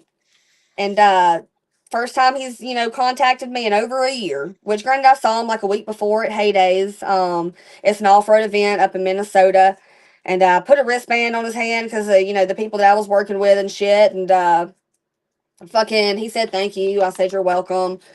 But then he comes to my DMs at like 4:30, 5:30 in the morning, or not DMs, text messages talking about, I don't know. I just posted a video of it. Like it's a screenshot of it.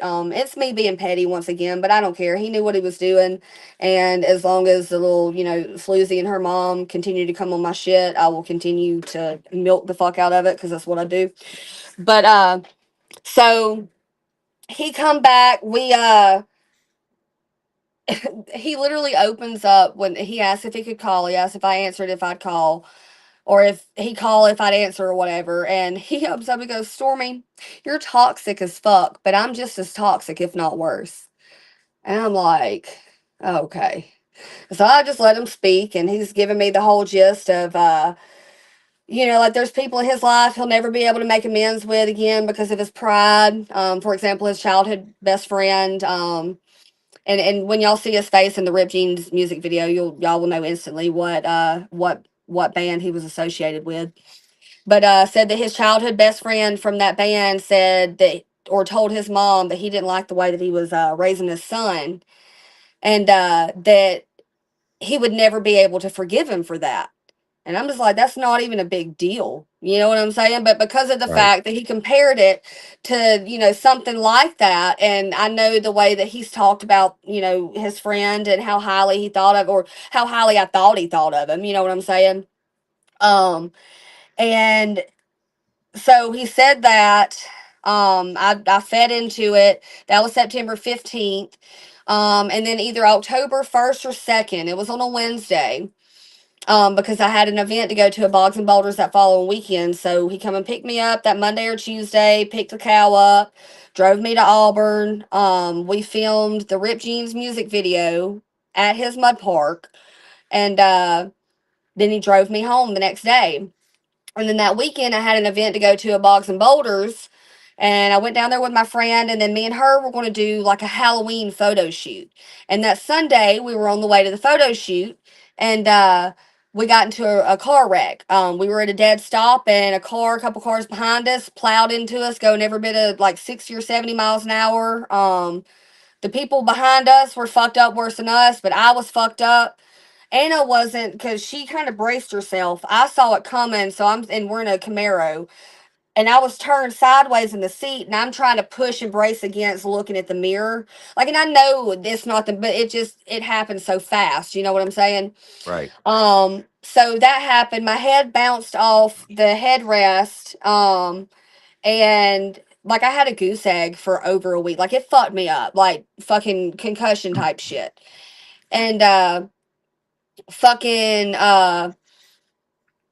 my ex was just being real short, and I kind of called him out on it, because I didn't feel good. And he was like, the next day broke up with me, just it's not going to work out. And then a week to the day later, blocked me on Facebook and made it Facebook official with a married 23-year-old. Damn.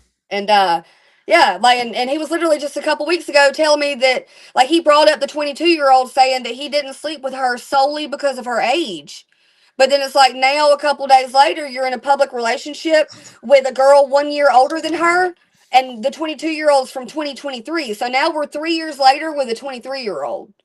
And now supposedly they're engaged. Like, but let's be real, like that motherfucker engaged her because I say in the song, you know, told me I'd get a diamond ring. Like he used to show me pictures of wedding rings all the time. Like we talked about, you know, eloping and shit. Like Well, it is what it we're gonna is. play that song real quick so everybody knows about ripped jeans. Absolutely. This was This, put out this 5 is days the Let ago. Go song.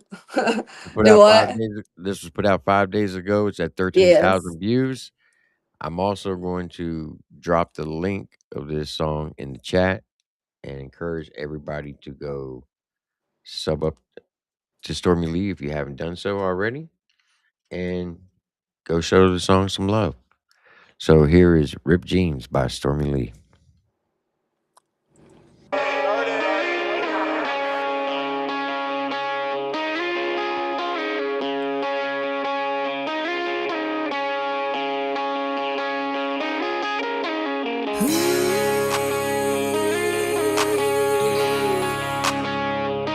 It's gonna be alright.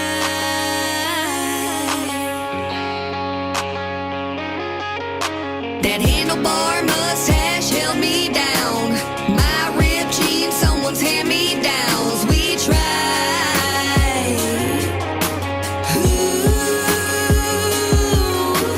never stop loving you when I die. Both a little crazy, but at least we tried. We tried.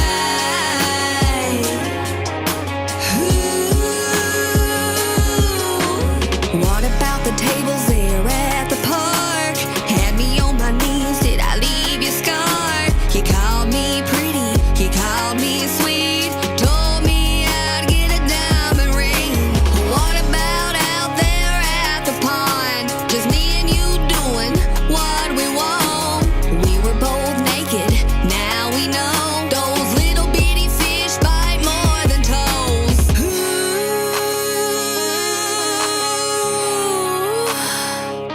It's gonna be alright.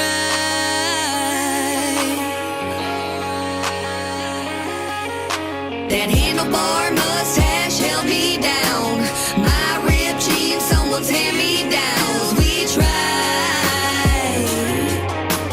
Ooh, never stop loving you when I die. Both a little crazy, but at least we tried. We tried.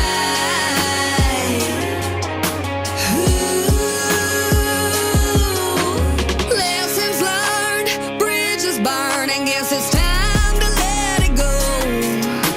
I've been known to run away, but it's time that I faced it all. I was begging, pleading, just to stop the bleeding. I didn't know I had the gauze. While you were crying, lying, felt like you was dying. We didn't know we had it all.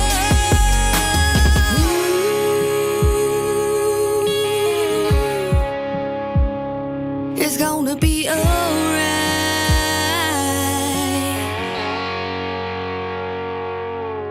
That handlebar mustache held me down. My ripped jeans, someone's hand-me-downs. We tried. Ooh, it's gonna be alright. Never stop loving you when I die. Both a little crazy, but at least we tried. We tried. Ooh, it's gonna be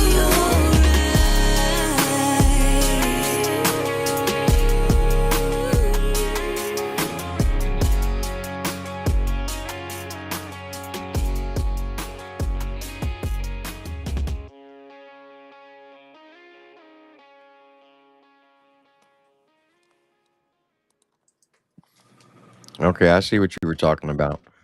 Yeah, like so I initially, you know, we filmed that video in October, and I was gonna put it like we had an event scheduled Halloween, and we were gonna like announce that we were back together at the event. The way he smacked my ass in that video, he was gonna come up and smack my ass at this event in front of, you know, everybody at the event, and then kiss me, and like it just, and that was his idea, right?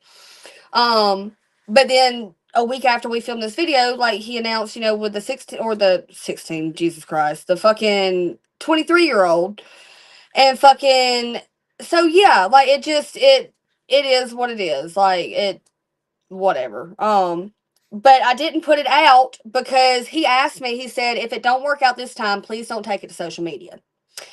And I was wondering why, because like when he initially told me about his new little floozy, he told me her name. He told me she was 30. He told me her occupation. Told me she had kids, how many kids she had, and where she was from.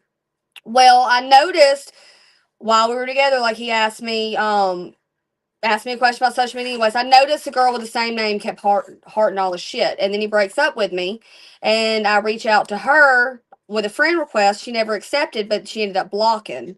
And I'm like, okay, like this is the same girl. And so I did a little bit of research because before he blocked me, he was posting pictures of two little girls on his social media. And so I sent it to the one mutual friend that me and that girl had, his little floozy, and she confirmed that it was her kids. And so I did research, and that's when I found out that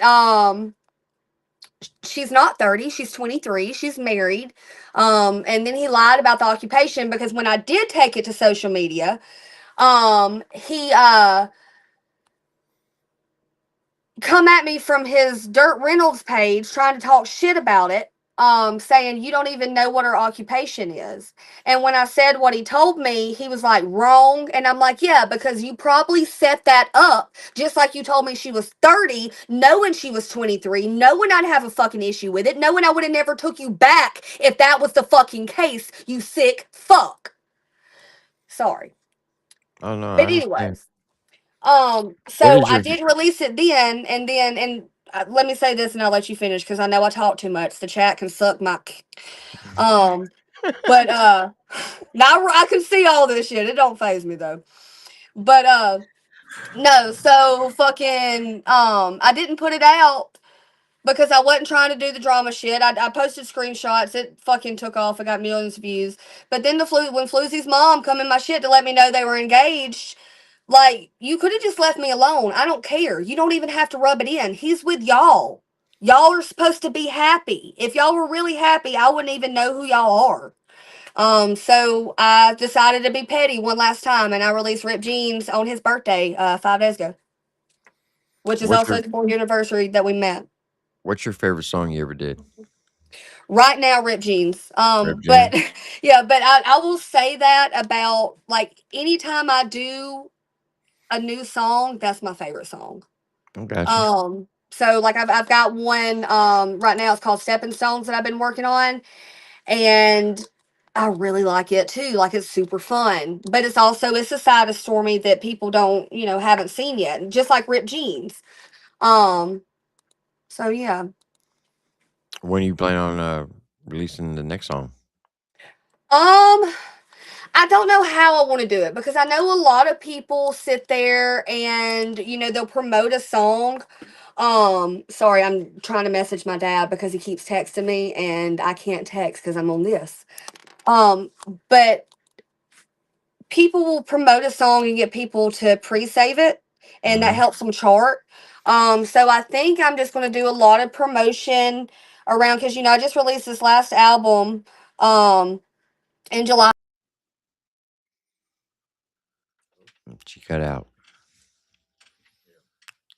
Her phone might be dead. Possibly. Yeah.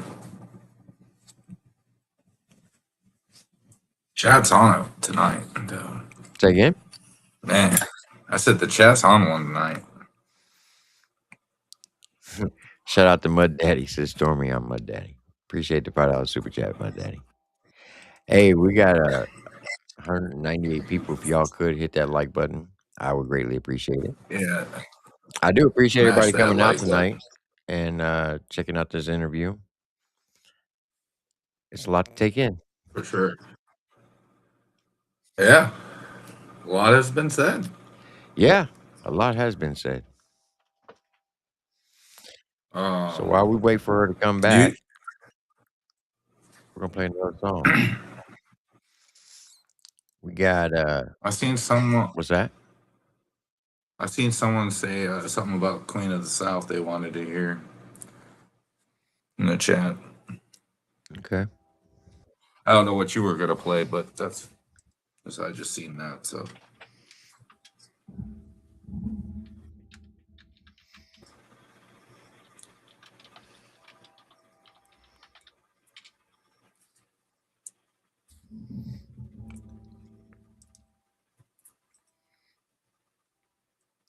All right, well, here's Stormy Lee, Queen of the South. Let's get it. Y'all know the deal. Sit back, relax, strap your boots on, enjoy the ride. Let's get it. Drum dummy.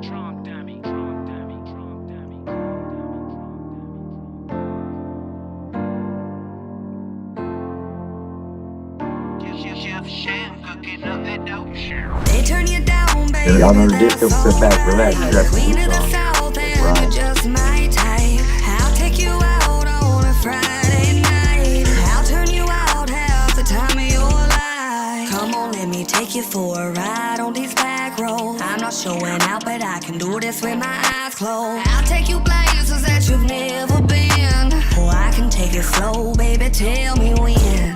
We can stay at home, lay in bed, watch movies. We could hit the bar, take shots, act stupid. Anything that you wanna do, it don't matter, I'll be there with you. Cause they turn you down, baby, that's alright. I'm the queen of the South and you're just my type. I'll take you out on a Friday night. I'll turn you out half the time of your life. You wanna ride with me, she wanna ride with me. Come on, baby, you can get that passenger seat. He wanna ride with me, she wanna ride with me. Come on, baby, we can cruise these Alabama streets. Butterflies in my chest got me so excited. Party for two, and baby, you're invited. Truck in the woods like we're trying to hide it. Heart on my sleeve, but you never find it. Broke down cars turn into broke hearts before you know. Somehow we'll figure out how it goes. They turn you down, baby, that's alright. I'm the queen of the South and you're just my type. I'll take you out on a Friday night. I'll turn you out half the time of your life. You wanna ride with me, she wanna ride with me. Come on, baby, you can get that passenger seat. He wanna ride with me, she wanna ride with me. Come on, baby, we can cruise these Alabama streets.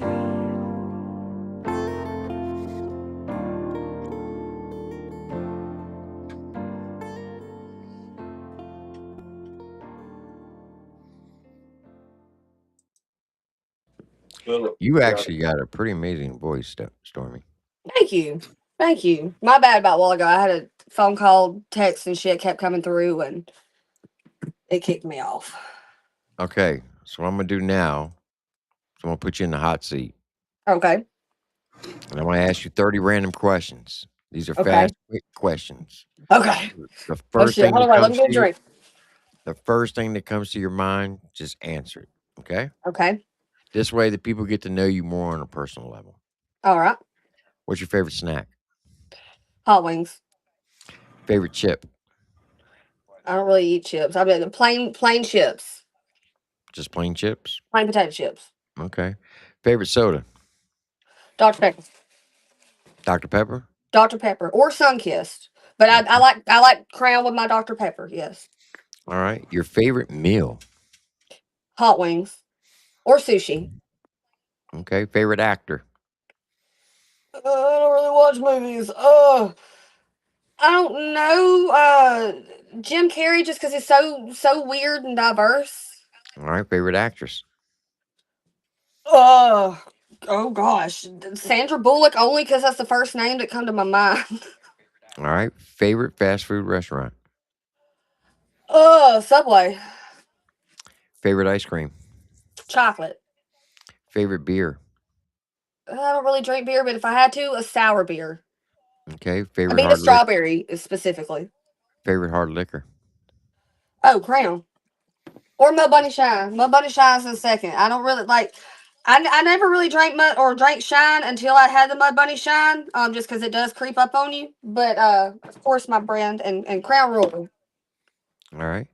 Favorite rap song of all time? I don't know. That fucking old ass Chinese fucking the old Chinese rap. I forgot how it goes, but it's like oh my god, fuck you in the shoe something. Oh my God, how does it go? I'll have to look it up. But it's an old ass Chinese rap. It's around the time that Little White's Oxycontin song was come out, because I was like 13 or 14, and it was that type shit that we were listening to, and it was just something wild and crazy and stupid, and it was really cool. I don't know what it's called though. All right, favorite country song of all time. Uh, Fancy. All right, favorite mainstream artist. Halsey. Favorite independent artist. Me. Good answer. All right, so this next one, favorite collaboration. Now that could be you and someone, or it could be someone in the past and Something present, that I've already done. whatever. So I was what the PMS song with Shamu the Panda. We literally went bar for bar, neck to neck, back and forth in this song, and the video turned out really, really good, and it's fucking hilarious. Um, so PMS with me and Shamu the Panda. All right, favorite TV show presently. Rick and Morty or Doctor Who, but I don't really watch TV. But if I was to pick like a TV show, like those are my go-tos. All right, favorite TV show of all time. Um, Ancient Aliens. All right, favorite Or comedy anything to movie. do like that. Favorite comedy movie? Pineapple Express. Well, that's a good one. Favorite horror movie. I don't know if it's considered a horror movie, but it's the one, Cruel Intentions. Y'all know what I'm talking Okay. about? Where the dude chops Yeah. her dog's head off and puts his head in the door. Yeah. Yeah. Favorite action movie. Uh, I like all the Avengers movies. No. Guardians of the Galaxy. Okay. Favorite sneaker. I got some Dunks over there. I got them for my birthday. I don't really wear sneakers. But I did get some cow dunks for my birthday, the Ben and Jerry's. Okay. Favorite college football team. Roll Tide. There you go. What actor or actress would you pick to play you in your life story? Uh, I don't know why I say this, but Natalie Portman was the first person to come to mind. Okay. Favorite pro football team. Uh, I don't really watch football, but I guess the Saints, just because I got family from Bogalusa. Okay. I know exactly where it is. I live in Louisiana myself. Hell yeah. Mm-hmm. Favorite subject in school. Um, Math or history? All right. Favorite athlete of all time. Does Dale Earnhardt count as an athlete? Sure does. Okay, do it for Dale. All right. Favorite hobbies. Uh, Besides making music, um, I like to ride on my cow, and I like to speak my mind. If that's Okay. a hobby. Favorite weapon of choice. If it's not my mind, does it got to be like a physical weapon? Whatever you want to use it for a weapon. My mind. Okay. Favorite president. Why we got to get into politics? I don't know. None of them. Can I Whatever say you. none of them? Yeah. None of them. All right. Two more questions. Okay. Favorite thing to do with family and friends. Sit around and talk shit and smoke.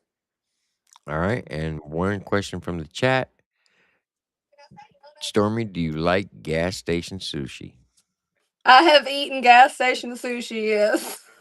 Okay. Not that I like it, but it's just when you get a craving for something, you get a craving for something, damn it. Yeah, Stormy's eating gas station sushi. And then there's one other random question. Since you said you smoke and I'm the smoker, I gotta ask you, what's your favorite strain? I really don't care. I just want it to taste good, and break up good. Uh, I prefer nowadays indica over sativa. I used to be flopped. Um, but also I try not to smoke is what I used to too though. But yeah, I really don't care what strand Okay. as Okay. long as it's good shit. Feel that. Well, Stormy, look, I appreciate you coming up and doing this tonight. Uh, I learned a lot about you. I think you're a dope artist, and I really think that you should do the baller song, like we talked about. And I I really really think, like that idea. Yeah. and I think you really should try to reach out some of the female artists and try to do some type of collaboration, either a song, an album, or just to get together and do a cookout. And I Mm, think it would. I think that would come before the songs and shit, but I'm not past it, and I never have been. I think it But could it is help. coming. I think it could help a lot of mend a lot of fences and build bridges that maybe have fallen apart or make them even stronger. Yeah, facts. I'm not against it at all. And Okay. I'd like to say thank you for coming up and taking the time out of your day to do this interview. I definitely learned a lot about you. I'm excited to see what new Stormie's coming out with. The new vibe. I'd like to see that. To see that future looking more stronger and more, a little bit more you nowadays. You know what I mean versus the Hmm. past. So I'm excited to see that. Appreciate you, Scuba Steve, on the lookout. It was a great interview. So, Well, look, we got Yeah. 180 people in here. If people want to know where they can find you, like your merch and stuff like that, where can they So I go? tried to put it under my name. Y'all probably can't see it. It's stormieleigh.com, StormieLeigh.com. All my merch is on there. You can there's a link to the Mud Bunny Shine on there. It'll take you to hoochiehoochdistillery.com to purchase Mud Bunny Shine. But yeah, stormieleigh.com. I'm Stormy Lee on all Facebooks. If you go to my website, I've got links to all my Facebooks up there. I'm on all streaming platforms. I have literally hella music videos up. I got a really big catalog at this point in my career. I really hope you guys enjoy. And sorry if I talked, your heads off and Oh stuff. no, you're But that's good. You're just good. that's what I do. Um, yeah, I man. got I one hope more everybody question enjoys for the you. show. I got Yeah. one more question. It's a short question. There's another content creator who's got a podcast called Country Rap Shit. His name's Chop Easy. Would you Mhm. be interested in doing an interview with him? Fuck it, I'm doing all these interviews now. Let's do it. He's been trying to get me on one for a minute, so yeah, let's do it. Okay, I'll let him know. Absolutely. Well, Stormy, thank you again once again for taking time out of your schedule. This has been very interesting, and I enjoyed it. And you're more than welcome to come back up here anytime you want to say whatever you got to say. Hell well, on yeah, my I channel, appreciate it. too, I got Stone Dad on YouTube also. So you're more than welcome to come on that one and chat it up, whatever. Hell yeah. Thank you guys for having me. It's All right, been Stormy, you fun. have a good night. You too. Thank you guys. All right.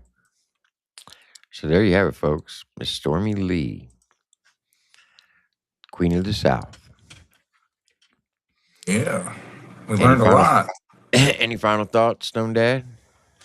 Oh man, I mean, there was a lot of information thrown out there. I definitely learned a little bit about her. Some things I didn't know. Uh, but I think that I'd like to see her take on that idea that you gave her with the baller idea. I think that would be dope. I think that'd be really beneficial, not only for like relatable substance, but even just for her own Right. emotional growth. Um, but yeah, I'm excited to see what she comes out with in the future when it comes to the more feminine, more uh, emotional stuff like that versus the badass Stormy Lee that she's been doing for sure.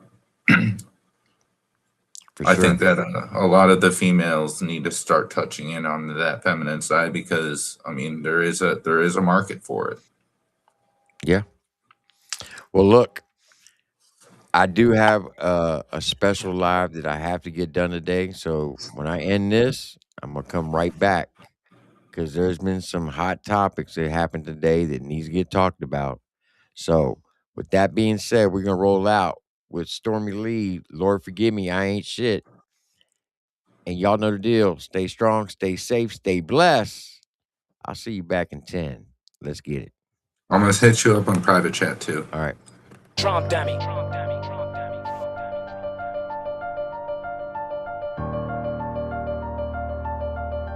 Chef Sham cooking up that dope shit.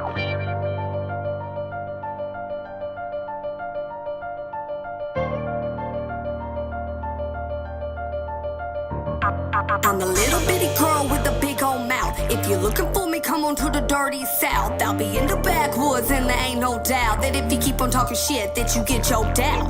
You get choked out, you get choked out. Thought you was M&A, girl, look at you now. Got you stretched across the curb, yeah, my dad'd be proud. Why you yapping all that shit, bitch, doubt me now. Wanna be rapper, baby, I ain't shit. I'm living with my dad, baby, I ain't shit. Why you so mad, baby, I ain't shit. Don't hate me cause I'm pretty, baby, I ain't shit.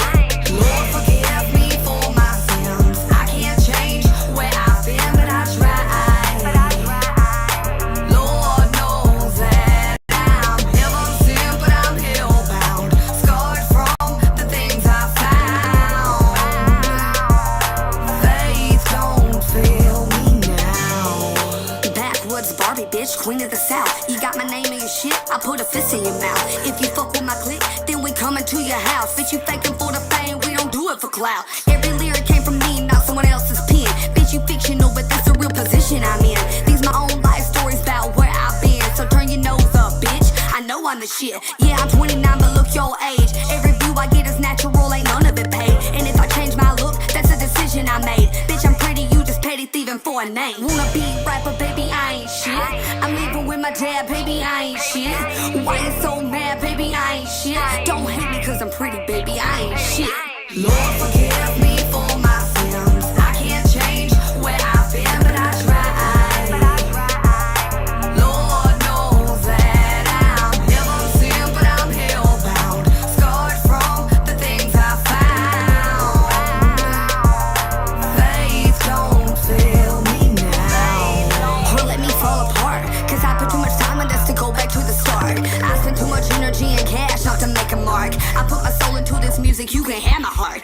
But there might be room inside it for a manic day. Might even be room in my leggings for Titanic face. Ring on your finger, I know where your family stay. Kiss your hubby on the mouth and tell me how my panties taste. I'm used to the negativity, I greet it with embrace. My dark cloud is my company, so fuck a date. I check my messages and comments, bitch, for checkmate. Cause I expect to love it when I get the hate. Wanna be rapper, baby, I ain't shit.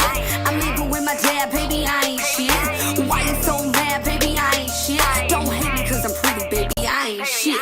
Lord forgive me for my sins. I can't change